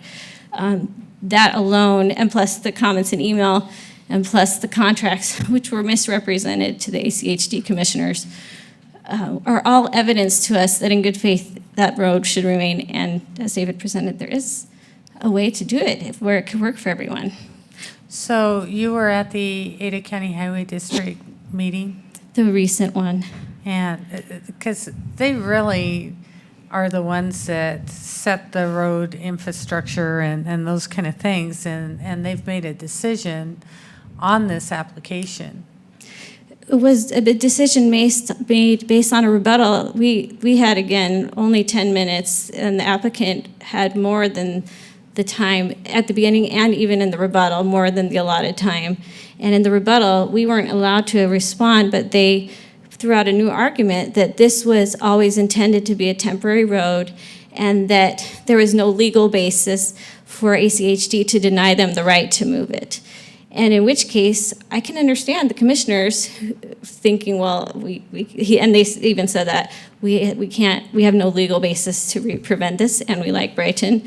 And we don't have anything against them, too. We think they're a great company. We think they build great things. We hope that they succeed tremendously with this project. But we would like to not have a hospital right in front of our grand entrance that we paid a lot of money and time to develop. Thank you. Thank you. Madam Mayor, we have Keith McGregor.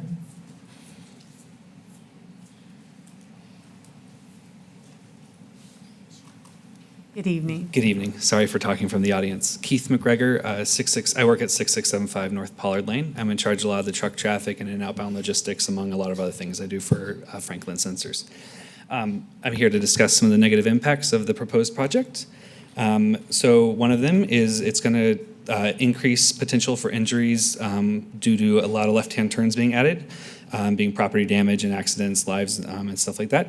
We've added a significant amount of pedestrian traffic right next to where they're trying to flow our traffic. As you'll notice on Levi Lane, they're going to send us up and then across right next to all these senior citizens. And it's well known that walking is kind of the main form of exercise for the elderly. Future Meridian Research Park development, we plan on having around 500 employees plus a few service trucks coming in and out, all making left-hand turns. Now they have to make 2 extra left-hand turns instead of 1, and both of those left-hand turns come into a T intersection, having to check both ways before you turn instead of just one, and ahead of you is adding a lot of danger.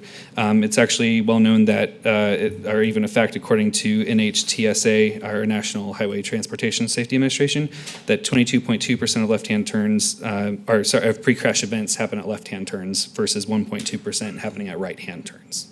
Are we following me? I talk really fast. Yes. I'm sorry. Okay. We're following.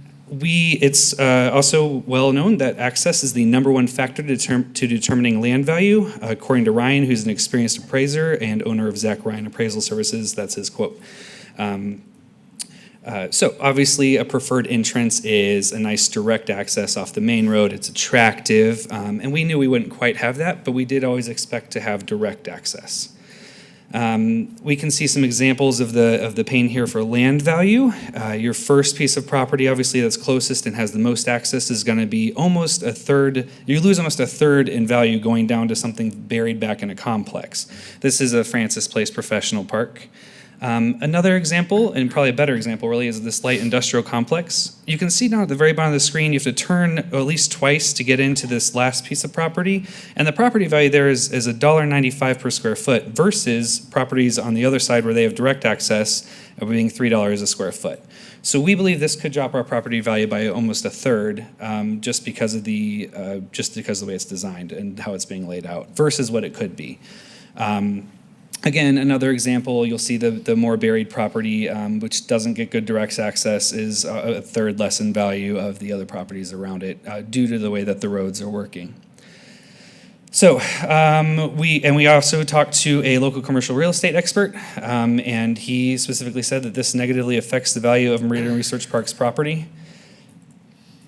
So in conclusion, we just ask that either we get something in writing from Brighton that we can agree to as far as an easement that keeps our value in place and is safe for everybody, or if we can leave the road in the current position, that would be agreeable to us as well.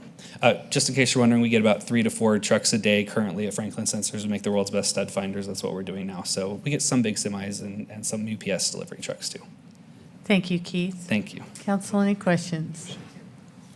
Thank you. Thanks. Madam Mayor, next is Karen Garcia.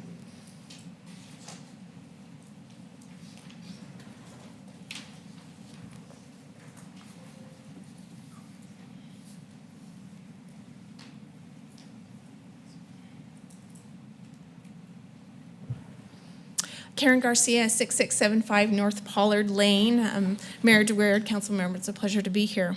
I think Michelle did a nice job kind of explaining one of the big concerns that we have is we feel that as you're making decisions based on recommendation from planning and zoning and from ACHD, that in those meetings there were some misrepresentations. And because many of those misrepresentations came during the rebuttal, we had no chance to speak to them. So, I would like to speak to a couple of those really quickly so that you are aware of them.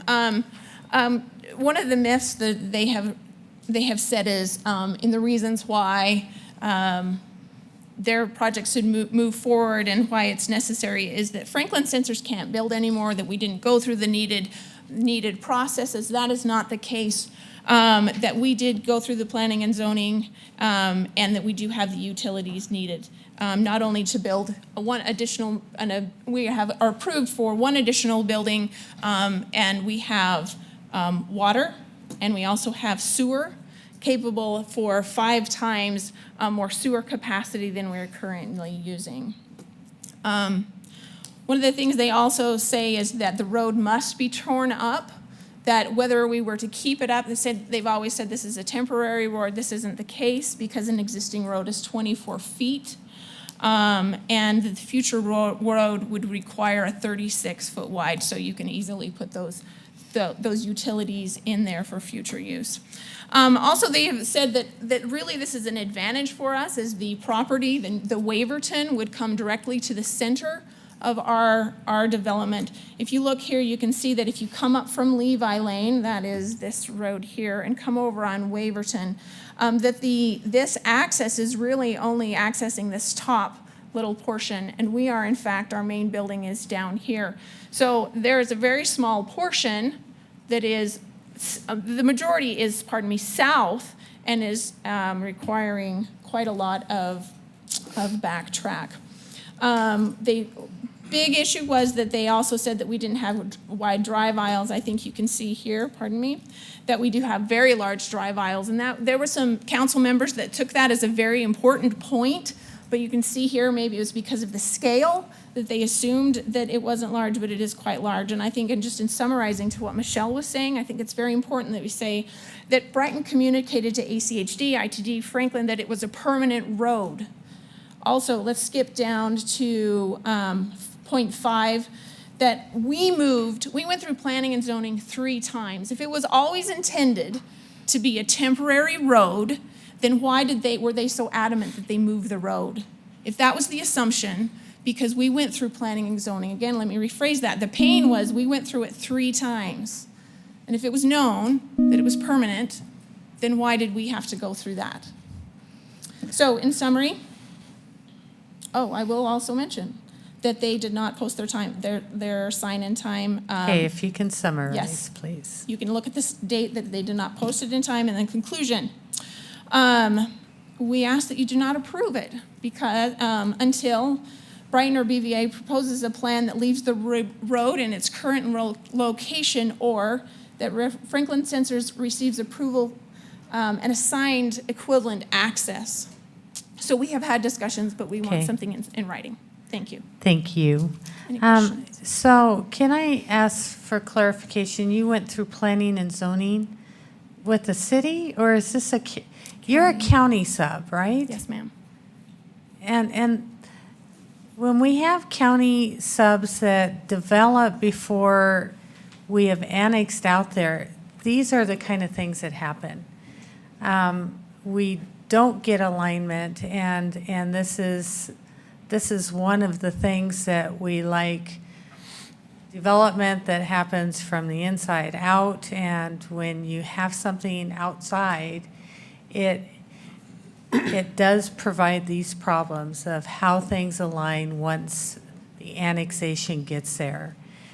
That the county approved this without the city process, and I think that's one of the reasons why we like to see more of the annexation line, so that these kind of things are well-planned in advance, and each parcel, as they start to come on, align with that. So I hear your frustration, and I don't know how the road process goes, because we do have an Ada County Highway District and a countywide road process. But I do know that is one of the reasons that we do like that in to out, so we avoid these kind of things. Okay. Thank you, Karen. Mm-hmm.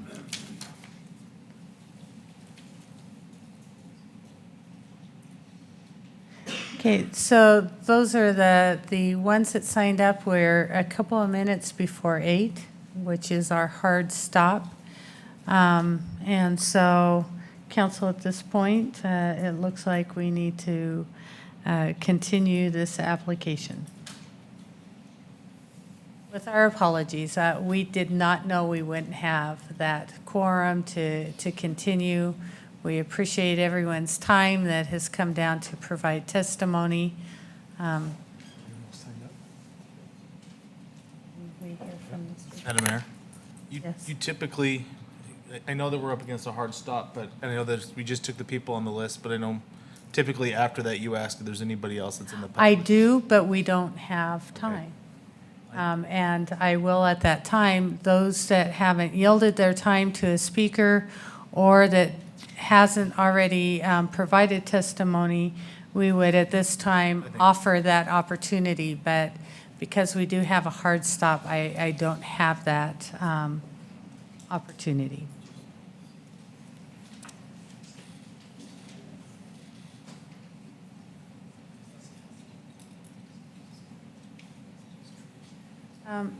Mr. Neri, I guess Ms. Milam did ask a question that I would like to ask.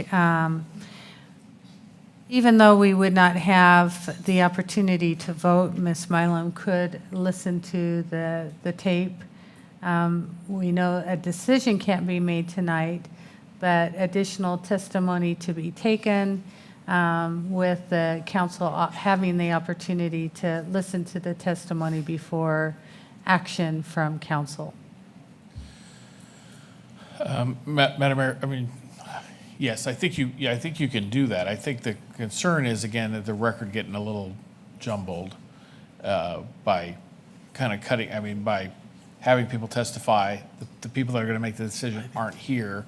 We're going to rely on a tape later or reviewing transcripts. I don't know how a court would review that.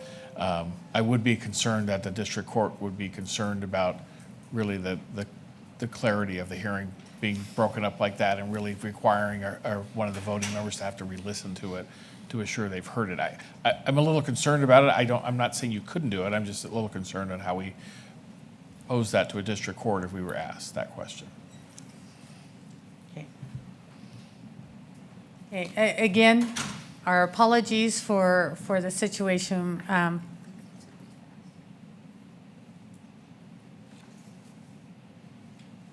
have 20 more minutes? Okay, we have a little bit more time. We just bought. So with that said, we have gone through those that have signed up to testify. Is there anyone else who would like to provide testimony? Denise?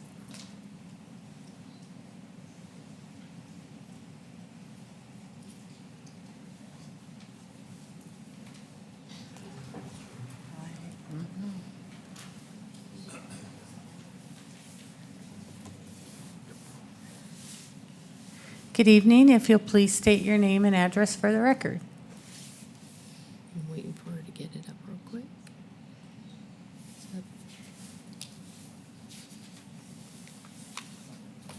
Okay. All right. My name is Denise Lefevre, 6706 North Salvia Way. As far as this project goes, I went back through and looked, and one thing I noticed is that they advertised this project way before the application went in. You know, they're really excited about it. They've been on TV several different times. And the players that are involved in it are Ball, Venture Quest, Brighton Corporation, and HCH Healthcare, which is a $3.87 billion company. And all along, they've been advertising 90,000 square feet of space. What you'll see here is right out on their site, this is what they're advertising to the public and the investors right here. And in this here, this is the schematic that they're advertising to their investors for this site. In addition, these are the elevations within their site, which are the same elevations that are in our package. So that's the elevations that are present.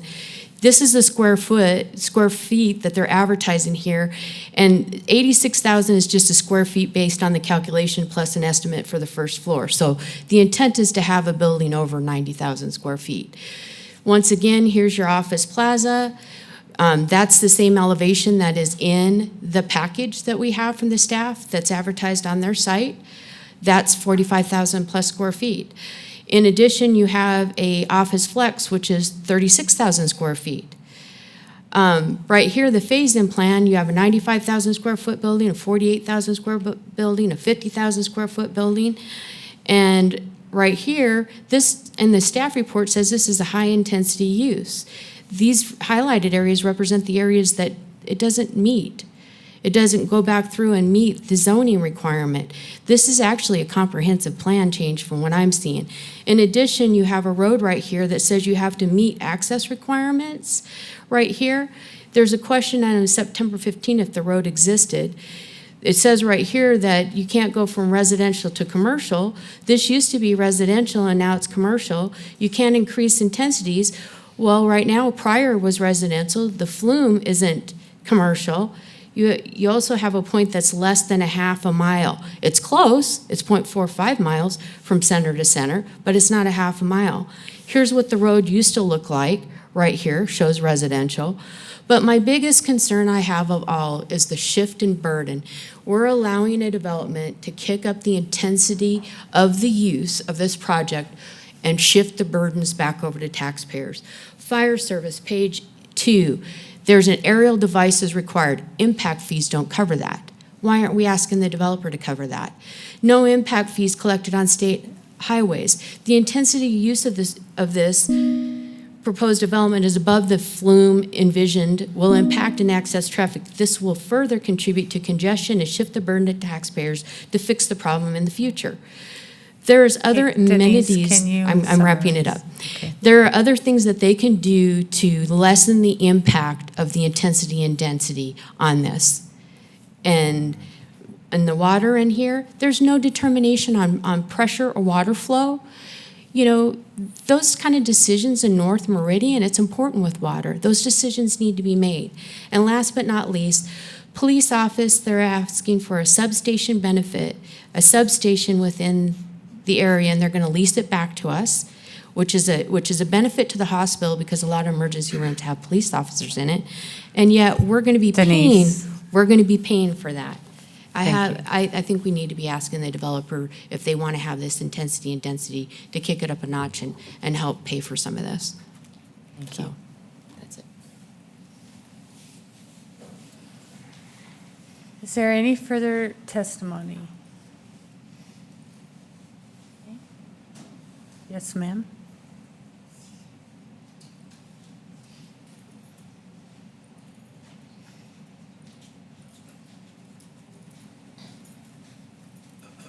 Good evening. Thank you for joining us. If you'll please state your name and address for the record. Hi, thank you. My name is Lucretia Wilson, and I work for Franklin Sensors. And I just wanted to point out, like they explained, that we've went up in front of the board for 3 times trying to get this road all taken care of. But we have trucks that have to come through for our deliveries. And the way they want to move our road, it's going to take our trucks to where it's going to have to go by the hospital and the residents that they're going to put in for assisted living, which is usually elderly people. Then our diesel trucks are going to have to flow that way and try to turn those big diesels left and go around all of those. And at the same time, you know, if they're out there for their walks, it's not that easy to stop. You know, if somebody accidentally goes out into the road, you know, where there's no stop signs and stuff, to stop a diesel. I mean, everybody knows you can't stop a diesel on a dime like you can in cars. And so the road that we have now, that they fought to get that road, is a straight shot for our trucks, so that they just come off of Chinden and they have this small curve, and then they go straight into our parking for the deliveries. And like Karen explained, our parking is a big area. I mean, these diesels pull up into the parking and then they back down in there for our deliveries. And plus, we have all of our employees that go to work, and it's gonna make us have to, I know it's just inconvenient for us, but we're all gonna have to go a complete different route that's gonna take us longer to get to work. And the same thing, you're gonna have all of the different residents from them wanting to have the street go out by that assisted living in the hospital. So I just wanted to explain, and for people to think about how hard it's gonna be for those diesel trucks to make those turns safely with everything in the way. Thank you. Thank you for your testimony. Any further testimony? Okay, would the applicant like to comment? Madam Mayor, members of the council, David Turnbull. Glad to say our new address is 2929 West Navigator in Meridian. Just a little history, and it's going to be difficult to go point by point on every one of these issues, but I think, Madam Mayor, you kind of pointed out the crux of my, what I would like to say. This is what happens when somebody jumps out in advance with no public services, no planning, no traffic studies, none of that, and plops down a commercial development in an unincorporated zone. So a little history, we purchased this property back in about 2007, I believe, and we entered and immediately thereafter into a deep and long recession. So we became farmers and aspiring developers at that point. We have talked to the city at length about what they want to see out in this area. As you know, we've been active in the North Meridian area for a number of years. We initiated and funded the North Meridian Area Plan. Part of the key points of that plan was creating jobs where our people live and creating backage roads or collector roads backing and paralleling Chinden. Those are the kind of things we're trying to accomplish here. ITD came along and with the Highway 16 extension. They needed to acquire right-of-way from us for the interchange at that intersection and also some alternative access to the other property owners because they were going to cut off Pollard Lane from access to Chinden.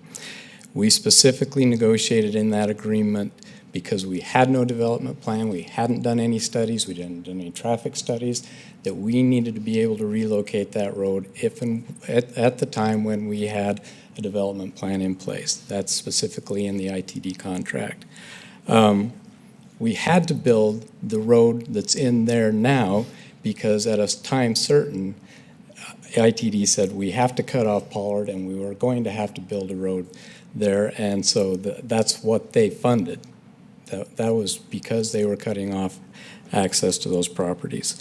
We were in long discussions with the people on north of us. They've been delightful to work with. I even had at least 2 meetings with Mr. Duro before they started any development plans, pointing out that this is going to be a problem. Access is going to be a problem. I offered to trade him properties for something east of Levi Lane so we wouldn't run into these issues. I offered to trade him for property somewhere else that was already serviced with services. He didn't want to consider that, and that's his right. That's fine. But it shouldn't tie us into something that we are handicapped because they jumped out there in advance, did a development in the county, and didn't do all of the things that we're doing, like traffic studies and everything that we have to go through. If we have time, I can let Tom Peterson address the comment that we only met with them 2 times. I know that's not true. Tom has been in constant communication with them. But every time he offers something, they want something more, and every time they do that, they come in and oppose us. I mean, this has got to be a two-way street here. We are bringing annexation path to them. We are providing services to them. They have a sign out on their property right now that says septic and well. You know, that's their services. The road that we did build is a 2-lane, 24-foot road. It would have to be torn up to install water, gas, and all those utilities. It just would. So even if we did that, we didn't have to provide another alternative access to them. We put in a plan to provide access to that while we build a 5-lane arterial standard road on Levi and a commercial collector road on Waverton. They will have superior access to what they have now. The access that's there now just simply doesn't work from a traffic study standpoint. The idea that we misled ACHD commissioners, my goodness, we have been with ACHD staff and ITD staff, and they can tell you, and Franklin Sensors has been in there making their point with the same staff members. They vetted us thoroughly and they approved this relocation. So I think from ITD standpoint and ACHD standpoint, we've created a superior traffic pattern. You know, I can tell you that we do have a date stamp posting on the property. I don't know what Denise was getting into with all our square footage figures. The first building, the medical office building, is a 90,000 square foot building. That's what she seems to be referring to as us representing that that's all we were going to build. That's never been the plan. And in Planning and Zoning Commission, the commissioner specifically asked the fire chief, not fire chief, but one of the fire deputies, if they could service this property, and they said, yes, we can service this property. So all of those arguments have been addressed. You know, we've done the same thing with your staff as we've done with ACHD and ITD staff. We've thoroughly vetted this project. When we did first come in, they said you need to flip this around so that the hospital, the higher intensity component of this, is away from the residential. With a helipad, they wanted that away from the residential. They said that was what would fit with the comprehensive plan. So, you know, this, again, I just think the county set a bad precedence on this. If we invest the kind of money we do to build business parks where people can come in and get a building permit, you know, and then you allow, the county or the city allows somebody to go out in a cornfield, buy a piece of property on the cheap, put in a septic and a well, and call that a development, and then wait for somebody else to bring them the services. I think that's what causes the problems. Like I said, we have tried to work with them. You know, Tom Peterson continues to try to work with them, and he's had numerous conversations and numerous meetings. I don't know if I've covered all of the bullet points here that have been raised, but I would certainly be glad to stand for any questions if I didn't. Madam Mayor, Ms. Milo. I think it was Denise brought up something about an aerial or fire or something. Do you know anything about that, or? Aerial fire truck, they Oh, it's a pay. fire Correct. They Are you gonna buy pay, us a fire truck? they pay impact. I mean, those are all figured into our impact fees. Correct, yeah, the Madam Mayor and City Council, that references to the, because it's a multi-story building, there will be an aerial device required for, that will be needed for that development. And at this point, the closest aerial device, our goal is 12 minutes. And right now, the closest one is 15 minutes away. Right, and that was Chief Newmeyer that you were talking to, the fire chief. And he had mentioned that, now I just totally lost my train of thought. Because these buildings are sprinklered, we do have extra time. So that extra 3 minutes would not be a problem, and we can service this project. Perfect, thank you. Never mind. Madam Mayor. Mr. Kavner. Mr. Turnbull, appreciate your comments and thoughts. You've addressed my questions. I did have one that didn't come up, I think because it has more to do with the layout of your project. I just want to make sure that I'm correct when I'm looking at your map that's here in front of us all. The emergency portion of this medical facility is going to be accessed off of Levi. It goes into that kind of roundabout. Is that, am I Correct. seeing that as accurate? Correct. Okay, perfect. Thank you. No other questions. Any other questions from council? Okay. Thank you. Thank you. So council, any questions, follow-up questions for staff, the applicant, or any of those that testified?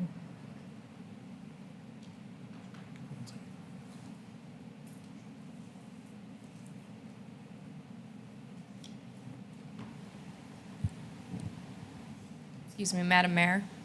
May I, there's one additional outstanding item. Per the specific use standards, hospitals providing emergency care are required to have direct access onto an arterial street. The access proposed will be via Collector Street from State Highway 2026, from which access is prohibited, except at the half mile between section line roads. The City Council should make a determination on that in their motion if they feel it meets the intent of this requirement. If so, it should be memorialized in the development agreement, please. Thank you, Sonia.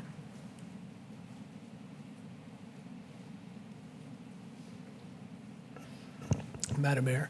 Mr. Borton. Sonia, the question goes back to you. We heard comments from John at the start about the specific design of this collector does serve and function in a way that an arterial would in these circumstances. So in light of that specific design and application here, do you believe that it meets the intent of that requirement? Staff feels it could meet the intent of that requirement, yes, but council should be the decision-making body on that. Certainly.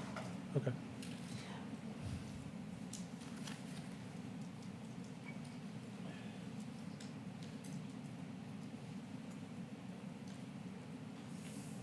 Madam Mayor, I don't know. Mr. Kavner. I hesitate to close the public hearing because that's proven to be problematic in the past. I'll share some thoughts. This was a challenging application for me on paper. It's hard to visualize, and I don't live in that northern part of town, and I try really, really hard to not be in a place seeking out things so I don't make our city attorney mad about looking at areas. And so This was one that really having good testimony from the public and from the applicant and from staff was really, really helpful to me. I sympathize with the residents. You move out there, you're running your business out there. I think it's amazing to be able to get all these employees to come out and speak in favor of the company. I work in public policy, and I can't get my coworkers to come testify at city council things for me, so I appreciate your passion. When you look at the outstanding issues, and what I heard a lot was not so much about the project, was more about the access piece. And I am not pretty enough to play an ACHD commissioner, and so I typically yield to our traffic engineers and our traffic experts. And in the staff report, it speaks very, very clearly and very, very directly about the highway district's decision about where Pollard should be. So it's hard for me to question that based on the sufficient information being provided by them. I did have some questions about the access with the collector piece off of Levi. I think staff and the applicant have satisfied that. So I'm one that's supportive of this application. I think it's a good project for North Meridian. I think it meets what is going to be a growing demand for services out in that area. And I'm really looking forward to having it in Meridian.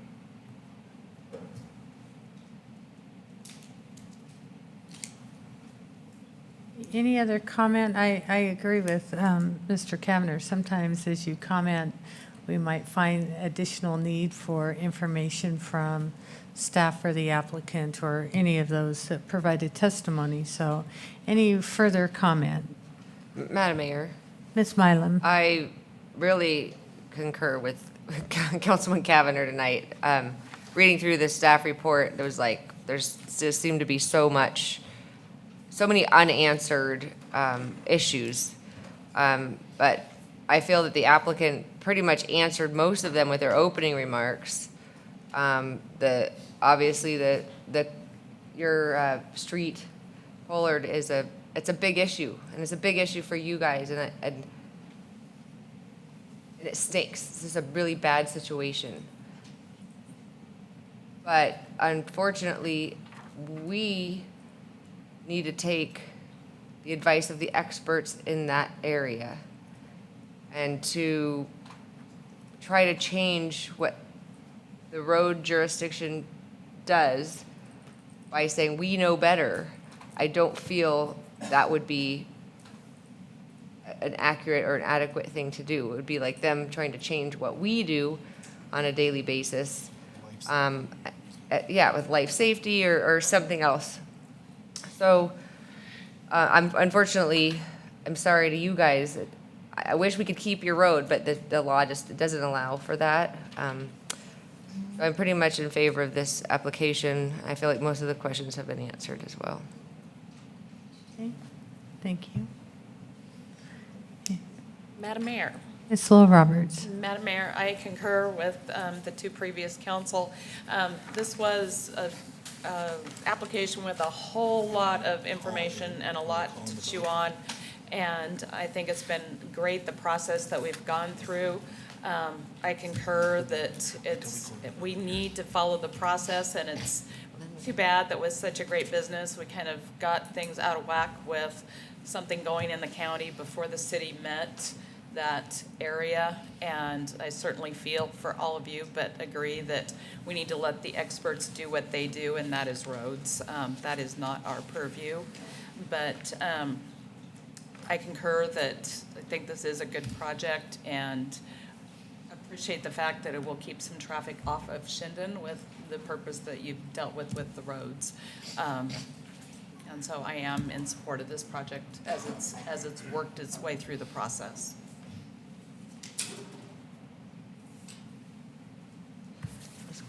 Any further comment? No? If there's no further comment, I would entertain a motion to close the public hearing. Madam Mayor? Mr. Kavanagh. Move we close the public hearing on item 11D, Pollard subdivision H-2019-0021. Second. A motion and a second to close the public hearing on item 11D. All those in favor say aye. Aye. All ayes. Madam Mayor? Mr. Kavanagh. Move we approve 11D, Pollard subdivision H-2019-0021, include a staff applicant and public testimony with specific approval that the Collector Street from State Highway 2026 be a sufficient connection to a medical facility, hospital facility. Okay, I have a motion and a second. Any discussion? Any needed clarity from staff? Okay. Mr. Clerk, will you call roll? Thank you, Madam Mayor. Councilmember Mylum? Aye. Councilmember Little Roberts? Aye. Councilmember Cavanagh? Aye. Councilmember Borton? Aye. All ayes, motion carried. Thank you for joining us. Item 12A is under Department Reports. We have our Public Works Department, Kyle Raddick, here to present a budget amendment for well 20B rehab. Madam Mayor, council members, this item is a budget amendment in the amount of $208,190 for well 20B rehabilitation. In October of last year, routine testing identified some water quality issues that required investigation. So the well was taken offline, and since that time, assessment activities have identified a number of actions that are necessary to rehabilitate this well and put it back into service. We typically budget each year for well assessments where the removal of the pump and cammering, looking at the well components, any routine type of maintenance, pump rebuild type stuff can be paid for. However, when well 20B was pumping facility was pulled, we got a significant surprise. There was an extremely corrosive environment in there. All the low carbon steel components of the well were corroding, and they, quite frankly, just need to be replaced. The pumping plant needs to be replaced. The pump column needs to be replaced. So there's a significant amount of parts that are stainless steel that are going to have to go in there, and a lot of contractor work, some expensive chemicals to get that thing cleaned up. And we really need that well to be back online this summer because it's one of our higher quality wells. We want to maintain our water quality level of service this summer. So with that, we're asking council to approve this budget amendment for $208,190, and I'll stand for any questions. Thank you, Kyle. Council, any questions?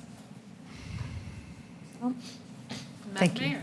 Ms. Little Roberts. Madam Mayor, seeing no questions, I move that we approve the budget amendment for the well cleanup for the amount of $208,190. I have a motion and a second to approve item 12A for the budget amendment as presented. Mr. Clerk, will you call roll? Thank you, Madam Mayor. Councilmember Burnt? Aye. Councilmember Little Roberts? Aye. Councilmember Cavanagh? Aye. Councilmember Borton? Aye. All ayes, motion carried. Item 13A is ordinance 19-1826. Mr. Clerk, will you please read this by title? Thank you, Madam Mayor. Ordinance 19-1826, an ordinance H 2019-0119, ICOM parking expansion for annexation of a parcel of land being APN S111-841-7268 and the adjacent rights-of-way of South Locust Grove and East Central Drive, located in the northeast 1/4 of the southeast 1/4 of Section 28, Township 3 North, Range 1 East, Boise Meridian, Ada County, Idaho, as described in Attachment A, and annexing certain lands and territories situated in Ada County, Idaho, and adjacent and contiguous to the corporate limits of the City of Meridian as requested by the City of Meridian, establishing and determining the land use zoning classification of 2.91 acres of land from R6 to CG, General Retail and Service Commercial Zoning District in the Meridian City Code, providing that copies of this ordinance shall be filed with the Ada County Assessor, the Ada County Recorder, and the Idaho State Tax Commission as required by law, and providing for a summary of the ordinance and providing for a waiver of the reading rules and providing an effective date. Thank you. You've heard this read by title. Is there anyone who would like to hear it read in its entirety? Okay, council, do I have a motion? Madam Mayor.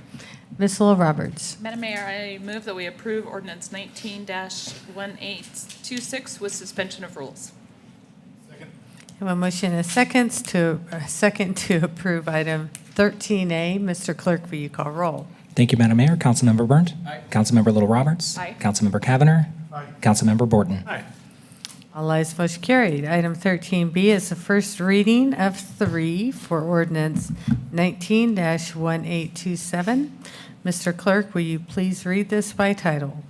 Thank you, Madam Mayor. Ordinance 19-1827, an ordinance to amend the municipal code of the City of Meridian, County of Ada, State of Idaho, amending Title 10, Chapter 7, Section 12E2, Meridian City Code, known as the Meridian Impact Fee Ordinance Fee Schedule, to provide for an amendment to the Police, Fire, and Parks and Recreation Impact Fee Schedules and providing an effective date.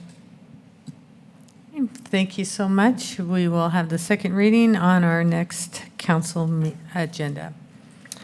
Council, any items under 14? With that, I would entertain a motion to adjourn.